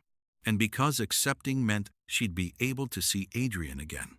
2 weeks later, the property transfers were complete, the restitution paid, the public acknowledgement made. Adrian stood in the Great Hall of Ashenmore and read the statement Lord Blackstone had required: a full confession of his crimes, an acknowledgement of his guilt, an apology to the Crown and his people. It was humiliating, painful, necessary. Higor. When he finished, the royal observers witnessed his signature. The document was sealed, recorded, made part of permanent Crown records. The Thornwell family's scandal was now official history. But Adrian was free, diminished, supervised, publicly shamed, but free. Elara came to Ashenmore the day after the hearing concluded. She found Adrian in the library, where else, staring at maps of his reduced lands. "You're smaller now," she said from the doorway. He turned, saw her, and something in his expression broke open. "Elara." She crossed the room in 3 strides. He pulled her into his arms. They held each other for a long moment, neither speaking. Finally, Adrian said, "I heard about the Crown's offer. That you accepted." "Yes." "Why?" "Because I'm good at it. Because the work matters. And because staying free means I can help other people trapped the way you were." Adrian pulled back to look at her. "It also means you'll be in constant danger, investigating criminals, infiltrating networks, risking your life." "Yes." "I can't lose you." Elara cupped his face in her hands. "You won't. I'm very good at staying alive. It's one of my best skills, remember?" He kissed her, desperate and relieved, and full of everything he'd been too afraid to say before. When they finally broke apart, Elara said, "So, you're under Crown supervision. Your lands are reduced. Your reputation is damaged. Your family's scandal is public record. How does it feel?" Adrian thought about it. Really thought about it. Then he smiled, a real smile. The first genuine one Elara had ever seen on his face. "It feels like freedom," he said. 6 months after the judgment, Ashenmore began to change. Adrian had expected his people to turn on him, to resent him for the scandal, for the public acknowledgement of his family's crimes, for the revelation that their duke had spent 3 years enabling criminals. Instead, something unexpected happened. They rallied. Farmers showed up at the castle, offering to work extra days maintaining the roads without additional pay. Merchants renegotiated contracts to favor Ashenmore, even though they didn't have to. Village elders came to Adrian privately and told him they'd known something was wrong, that they'd seen the tension in his face, the weight on his shoulders, that they were glad the truth was finally out. "We'd rather have an honest duke who made mistakes than a perfect one who's lying," one elder said. Adrian, who had spent 3 years convinced he was failing his people by surrendering to blackmail, learned that his people had more faith in him than he'd had in himself. It was humbling, and it was healing. The Crown's supervision was intensive but fair. Every quarter, a royal auditor came to review Ashenmore's financial records. Every trade agreement was examined, every expense justified. Adrian's autonomy was limited but not eliminated. And surprisingly, the oversight helped. Without the network's demands draining resources, Adrian could invest in his lands properly. Roads were repaired, bridges reinforced, irrigation systems upgraded. The duchy began to thrive in ways it hadn't for a generation. But the biggest change came from an unexpected source: Elara. She'd begun her training as a royal investigator immediately after accepting the Crown's offer. The program was rigorous, 6 months of intensive instruction in law, evidence gathering, interrogation techniques, and self-defense. She excelled at everything except the self-defense. "I'm not a fighter," she told her instructor after being thrown to the mat for the 15th time. "I'm a thinker. Can't I just think my way out of situations?" "You can think your way into better positions," the instructor said. "But sometimes thinking isn't enough. Sometimes you need to survive long enough to use that brain of yours." So Alara learned to fight, not gracefully, not naturally, but competently enough to create escape opportunities. She also learned something more valuable: how the Crown's justice system actually worked. The laws governing trade, the processes for investigating corruption, the political realities that shaped which cases got pursued and which were quietly buried. She learned that the system wasn't designed for justice, it was designed for order. And sometimes those weren't the same thing.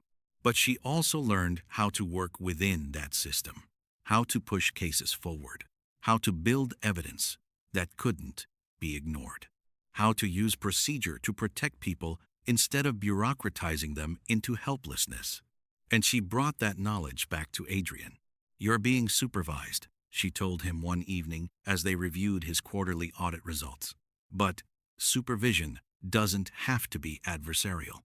The Crown wants to make sure you're running Ashenmore legitimately, so run it so well that the auditors have nothing to criticize." "I'm trying."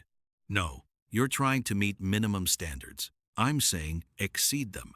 Document everything, not because you have to, but because it makes your operation transparent. Build systems so clean that auditors look forward to reviewing them because it's easy." Adrian looked at her. "You're suggesting I turn compliance into a competitive advantage."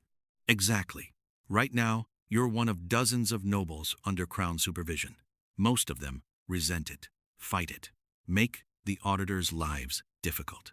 If you do the opposite, if you make their jobs easier, they'll advocate for you.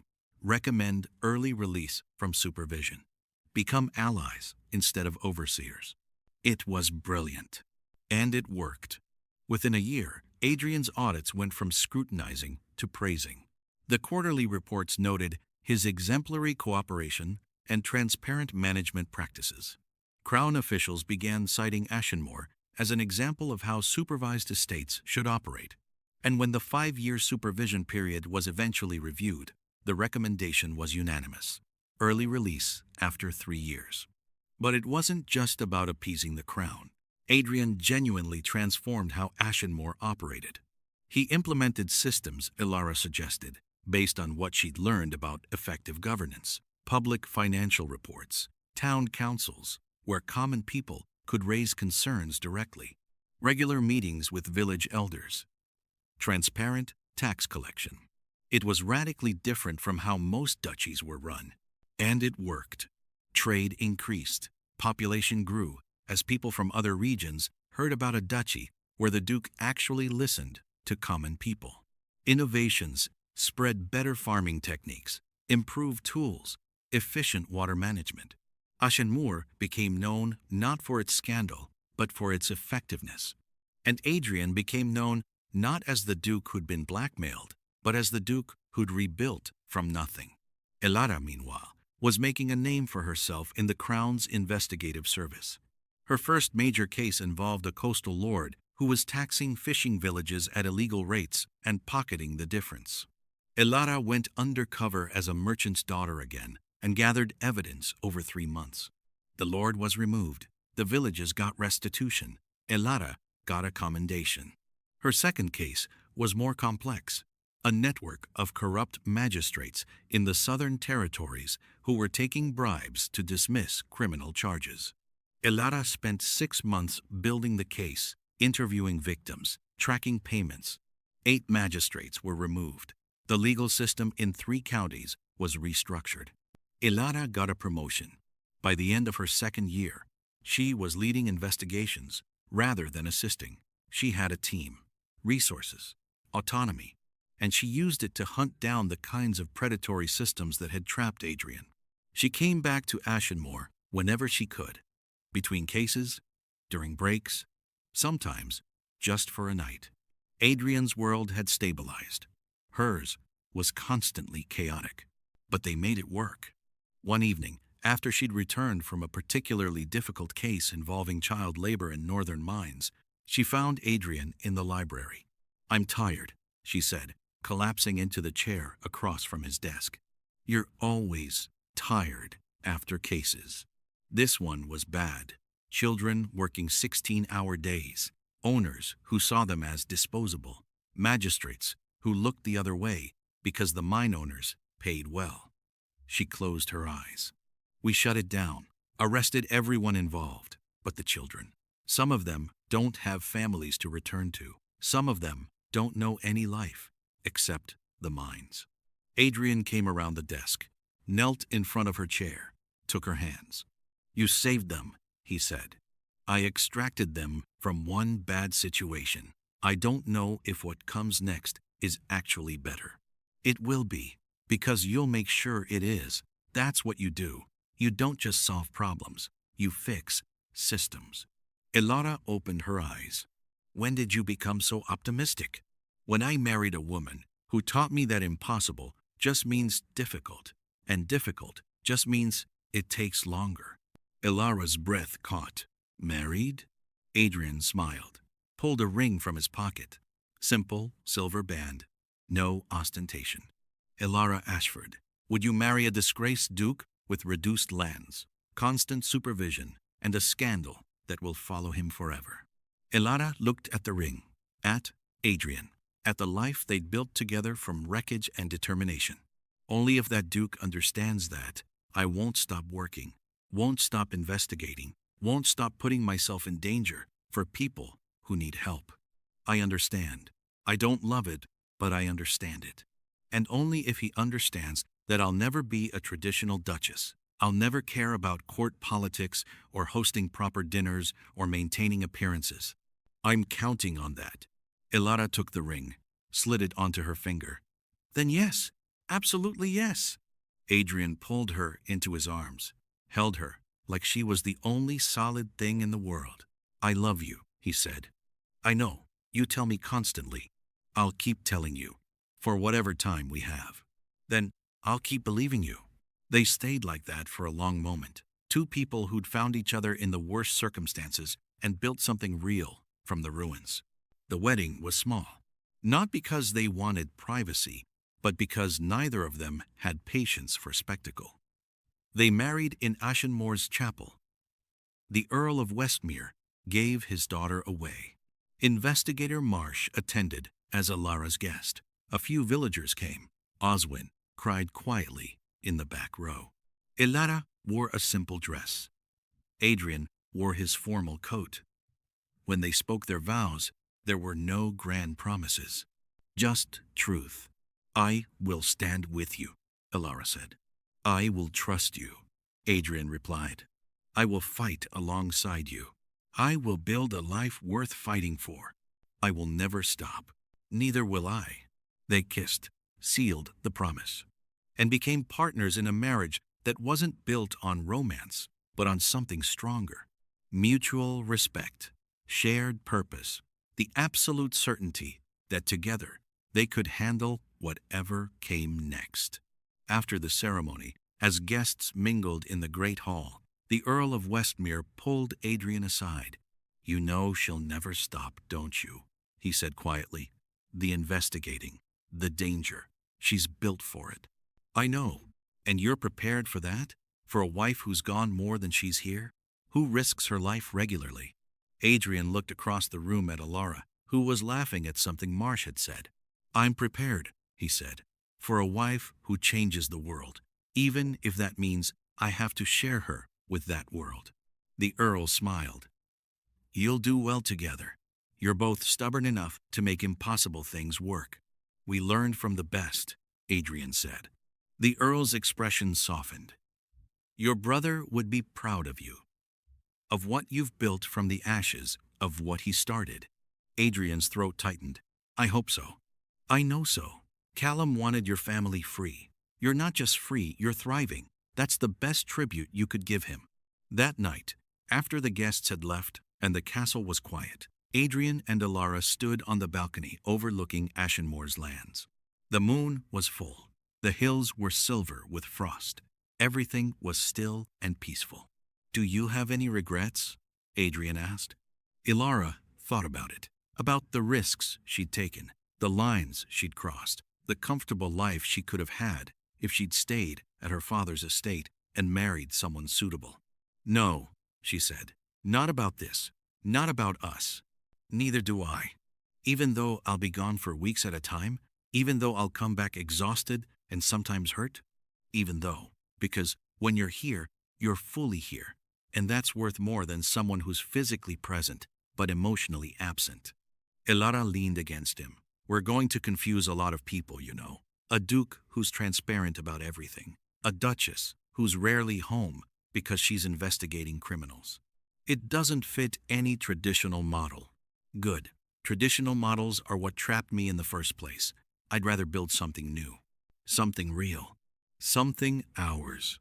They stood in comfortable silence, watching their duchy sleep beneath the winter moon. And Adrian thought about how far he'd come. From a man crushed by secrets to a man defined by truth. From a prisoner of circumstances to an architect of his own life. All because a woman had ridden through a storm and refused to accept that impossible problems couldn't be solved. "Thank you," he said quietly. "For what?" "For riding through that storm. For staying when you could have left. For seeing something worth saving in a man who'd given up." Elara turned in his arms. "You weren't broken, Adrian. You were buried. All I did was help you dig yourself out. You did more than that. You rebuilt me." "No." Elara's voice was firm. "You rebuilt yourself. I just stood beside you and handed you tools when you needed them." Adrian kissed her forehead. "I love you. I know. You've told me 3 times today already. I'll keep telling you." "Good. Don't stop." They went inside, to bed, to sleep, wrapped in each other's arms. Tomorrow would bring new challenges. Elara would eventually leave for another case. Adrian would continue rebuilding. Life would be complicated and difficult and far from perfect. But it would be theirs. Built on truth instead of lies. Freedom instead of control. Partnership instead of obligation. And that was worth everything. 10 years after the network's collapse, Ashenmoor had transformed completely. The duchy was no longer known for its scandal. It was known as a model of effective governance. Nobles from across the kingdom visited to study Adrian's systems.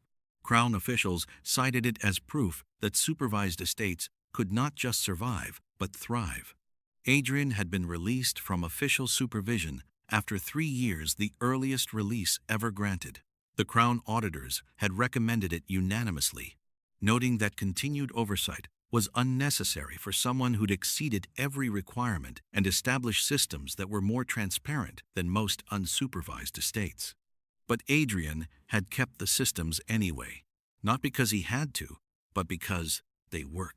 The quarterly financial reports, the town councils, the transparent tax collection, the public meetings where any citizen could raise concerns directly. It had created something unprecedented, a duchy where common people actually trusted their duke. Elara's career had followed a different trajectory. She'd spent 10 years investigating corruption, criminal networks, and noble exploitation across the kingdom. She'd taken down dozens of predatory operations, freed hundreds of people from systems designed to crush them, built a reputation as the Crown's most effective investigator. She'd also collected scars. A knife wound across her ribs from a case involving smugglers in the port cities. A broken wrist from infiltrating a mining operation. Burned scars on her left hand from an investigation that had gone badly wrong and required her to escape through a building that was actively on fire. Adrian hated every scar. But he'd learned not to ask her to stop, because stopping meant people continued to suffer. And Elara couldn't live with that. They had a daughter, Callum Elara Thornwell, born in the spring 8 years into their marriage.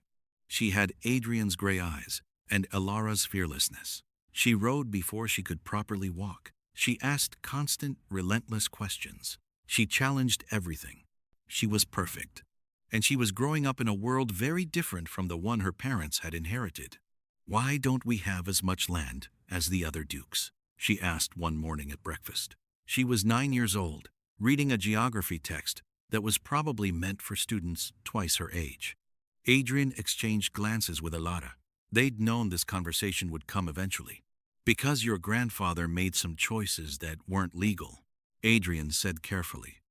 "And when I became duke, I had to make things right. That meant giving up some of our lands as restitution." "What did grandfather do?" "He worked with people who were breaking the law, moving illegal goods, avoiding taxes. He was being blackmailed into it, but he still participated. And when the truth came out, there were consequences." Callum absorbed this. "But you fixed it." "I tried to, with your mother's help."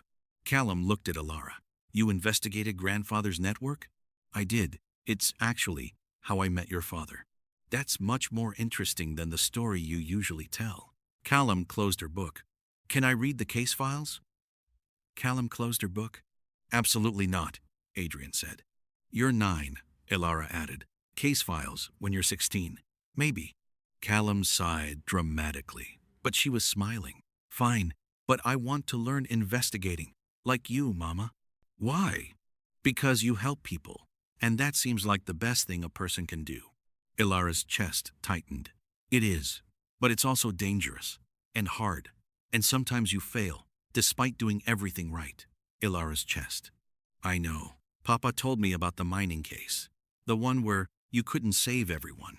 Adrian had told her that story because Callum needed to understand that her mother wasn't invincible, that the work Elara did came with real costs. "And you still want to do it?" Elara asked. "Especially because of that. Because if it was easy, everyone would do it. But it's hard, so only people who really care keep trying." Elara looked at Adrian. He was trying not to cry. Their daughter was 9 years old and already understood things some people never learned. "All right," Elara said. "I'll teach you. Not the dangerous parts, not yet, but the thinking parts. How to observe, how to see patterns, how to ask the right questions." Callum beamed. "Can we start today?" "After you finish your other lessons." Callum groaned but ran off to find her tutor. Adrian reached across the table and took Elara's hand. "She's going to be just like you." "That's what I'm afraid of." "Don't be. The world needs more people like you. The world needs people who are smarter than me, who don't collect scars investigating criminals. The world needs people who care enough to get scars, who see suffering and can't walk away from it." Adrian squeezed her hand. "You've taught her that. And it's the most valuable thing she'll ever learn." That afternoon, Elara had a meeting she'd been dreading. Lord Pemberton's trial had concluded 6 months earlier. He'd been found guilty on 17 counts of corruption, bribery, and conspiracy. He'd been stripped of his title, his lands seized. He was imprisoned for life. But before sentencing, he'd requested a meeting with Elara. She'd refused initially, but her supervisor had encouraged it. Sometimes confronting the people you've defeated gives you closure, or gives them a chance to understand what they lost. So Elara went to the prison. Pemberton was in a cell that was clean but austere. No windows, no luxuries, just a bed, a desk, and the walls that would contain him until he died. He looked older, diminished. The silver hair had turned white. The confidence had curdled into bitterness. End quote. "Lady Ashford," he said when she was shown into the visiting room, or should I say Duchess Thornwell. "Either is fine. You destroyed me." "No, you destroyed yourself. I just documented it." Pemberton's jaw tightened. "I built an empire. 25 years of careful construction, networks across the kingdom, influence that reached the highest levels. And you dismantled it in 2 months. You built an empire on other people's suffering. It deserved to be dismantled. We provided services people needed. We moved goods efficiently. We..." You exploited people who couldn't fight back. You corrupted officials meant to protect citizens. You killed anyone who threatened your power. Ilara leaned forward. You murdered Callum Thornwell because he was trying to free his family from your blackmail. That wasn't my decision. Voss acted on his own. With your tacit approval, you created a system where murder was an acceptable solution to problems. That makes you responsible. Pemberton looked at her with something between hatred and grudging respect. Why did you come here? Because my supervisor thought it might give me closure. Does it? Ilara considered. No. Seeing you in a cell doesn't change what you did, doesn't bring back the people you hurt, doesn't repair the systems you corrupted. Then why stay? Because I want you to understand something. You thought you were untouchable, that power and connections made you immune to consequences. But you were wrong. And I want you to spend the rest of your life knowing that a woman you underestimated brought you down. Pemberton's expression twisted. I never underestimated you. I knew exactly how dangerous you were. That's why I tried to have you killed. Ilara's blood went cold. What? The letter. The 48-hour deadline. That wasn't to intimidate Thornwell into surrendering you. That was to make you panic and do something stupid that would give us a reason to eliminate you. He smiled bitterly. But you didn't panic. You went to the crown instead. Brilliant move, really. You would have killed me. Of course. You were the greatest threat my organization ever faced. A civilian with investigative skills, personal motivation, and absolute fearlessness. You couldn't be bought, couldn't be intimidated, couldn't be controlled. Pemberton leaned back. So yes, I would have killed you, happily, and I regret that I failed. But, Ilara stood. Enjoy your cell, Lord Pemberton. You'll be here until you die. And every day you're here, remember that the woman you tried to kill is out there, free, dismantling operations just like yours. She walked to the door. Lady Ashford. She paused. Was it worth it? The scars, the danger, the years of your life spent hunting people like me. Ilara looked back at him. Every second of it. She left, and she meant it. That evening, she told Adrian about the conversation. He admitted he tried to have you killed, Adrian said, his voice tight with controlled fury. Yes. And you didn't tell me this before because? Because it's over. He's imprisoned. The threat is gone. Telling you would just make you worry retroactively about something that didn't happen. Adrian pulled her close. I worry about you constantly anyway. At least, this way, I know the worry is justified. I'm careful. You're brave. There's a difference. Ilara rested her head on his shoulder. Did I ever tell you why I really came to Ashenmore that day? Why my father sent me instead of coming himself? Because he trusted your judgment. That's what the letter said. But the real reason was because he knew you needed more than information. You needed someone who'd look at your situation and see possibility instead of tragedy. Someone who'd refuse to accept that you were trapped. And he knew you were that person. He raised me to be that person. Every time I questioned authority, every time I insisted on doing things my own way, every time I refused to fit into the role society expected, he encouraged it.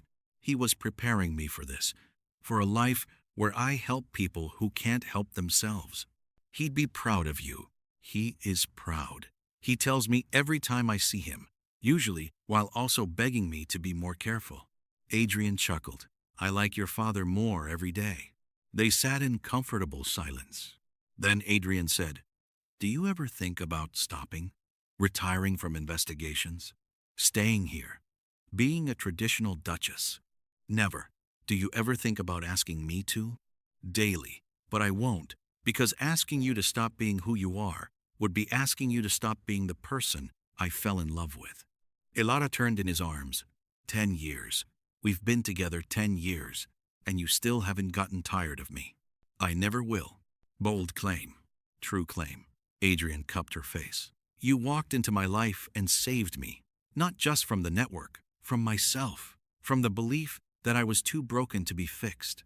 You taught me that impossible just means difficult, and that difficult just means it takes longer. I did say that, didn't I? You did, and you were right. Ilara kissed him. I love you. I know. You tell me constantly. I'll keep telling you. Good. Don't stop. 5 years later, Callum Thornwell was 14 years old and already accompanying her mother on low-risk investigations. She had a gift for observation, could spot patterns other people missed, ask questions that cut straight to the heart of matters. She also had her father's sense of ethics and her mother's inability to walk away from suffering. She's going to be better than both of us, Elara told Adrian one evening after Callum had helped solve a case involving embezzlement in a Crown warehouse. She already is. She has your skills and my caution. That's a powerful combination. Or a dangerous one. Probably both. They watched their daughter through the window. She was in the courtyard, training with Shadow's daughter, a mare she'd named Storm. The girl and the horse moved together like they shared one mind. Do you ever regret it? Elara asked quietly. The scandal, the public shame, the loss of lands, all of it. Adrian thought about it. Really thought about it. No, he said finally, because the alternative was continuing to live a lie, continuing to enable criminals, continuing to be trapped. This life with you, with Callum, with a duchy built on truth instead of secrets, this is worth everything I lost. Even your reputation? Especially my reputation. The old reputation was built on lies anyway. This one is built on what I actually did, the mistakes I made, the choices I faced, the way I fixed it. He paused. People respect that more than perfection, because perfection is a lie, and everyone knows it. Elara leaned against him. We've built something good here. We have. Want to know a secret? Always. I'm pregnant. Adrian's breath stopped. What? Pregnant. About 3 months. I didn't want to say anything until I was sure, but I'm sure now. Adrian turned her to face him. You're certain? Very. And before you worry, I've already talked to my supervisor. I'm taking a leave from field investigations, training and analysis only until after the baby is born. And then? And then we figure it out, like we always do. Adrian pulled her into a fierce embrace. Another child. Are you happy? I'm terrified and thrilled in equal measure. Good. That's the appropriate response. They held each other as the sun set over Ashenmoor, painting the hills in shades of gold and amber. The baby was born in the spring. A son. They named him Thomas, after Elara's father. He had Elara's dark hair and a temperament that suggested he'd inherited her stubbornness. Callum, now 15, took her role as big sister with intense seriousness. She read to him constantly, taught him to recognize horses by their gaits, told him stories about their mother's investigations, the ones appropriate for a baby anyway. He's going to grow up thinking investigating criminals is normal, Adrian said one evening, watching Callum show Thomas a map of trade routes. It is normal, for this family anyway. Elara adjusted Thomas in her arms. Besides, normal is overrated. Effective is better. We're raising revolutionary children. We're raising competent children. If that's revolutionary, it says more about the kingdom than about us. 10 more years passed.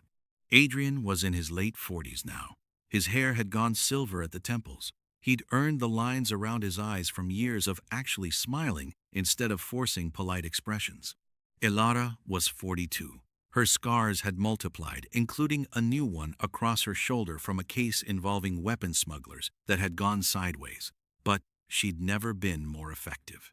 She'd risen to head of the Crown's investigative service. She ran a team of 40 investigators. She'd reformed how the entire department operated.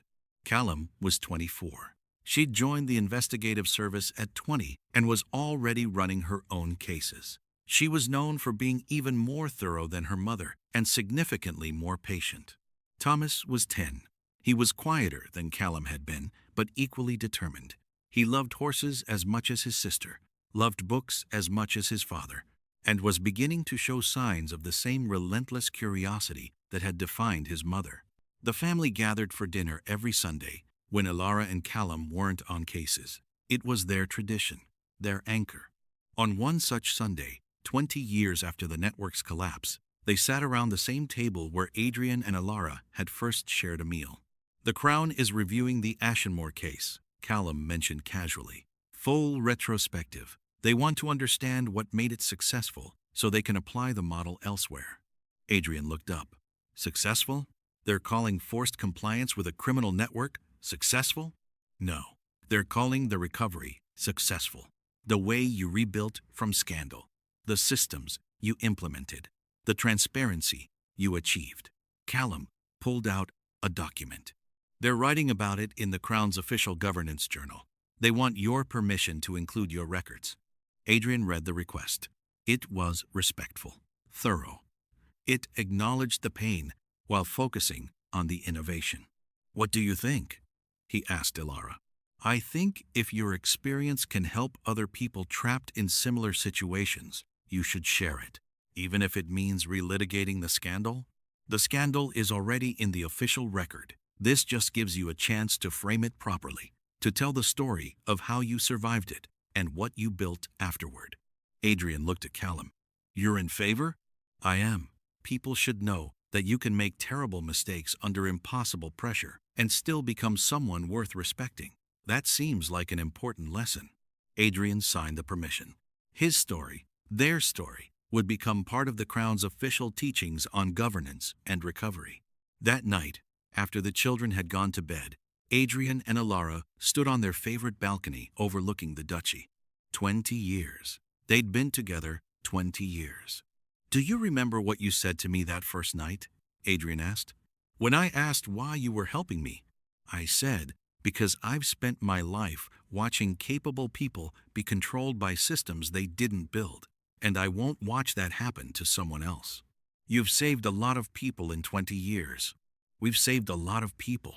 I couldn't have done any of it without you, without this duchy as a foundation, without you proving that people can change, can rebuild, can become better than their worst moments.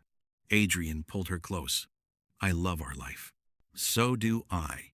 I love that our daughter is out there dismantling corrupt systems, that our son is growing up believing he can question authority, that we've built something real.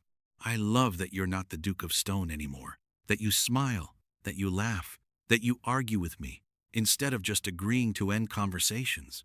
I love that you still scare me a little. Ilara laughed. Good. You should always be a little scared of the people you love. Keeps things interesting. They stood in comfortable silence, watching their duchy sleep. We did it, Adrian said finally. We survived what should have destroyed us, and we built something better from the wreckage. We did. And we're not done yet. No? No. There are still people out there trapped the way you were.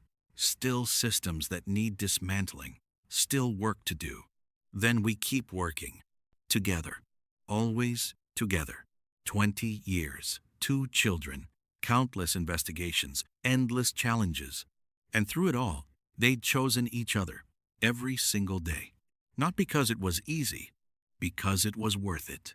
20 years later, Callum Thornwell stood in front of the Royal Academy of Governance and looked out at the assembled students. She was 44 years old now, head of the Crown's investigative service, mother of 2, and today she was giving a lecture on her family's case, the one that had started everything. My grandfather was a criminal, she began. No softening, no deflection, just truth. He was being blackmailed, yes, but he still participated in illegal trade for over 20 years. When he died, my uncle, my father's brother, discovered what had been happening and tried to expose it. He was murdered for that courage. She clicked to the next slide, a portrait of Callum Thornwell, the uncle she'd never met but was named after. My father inherited a duchy, a scandal, and a choice.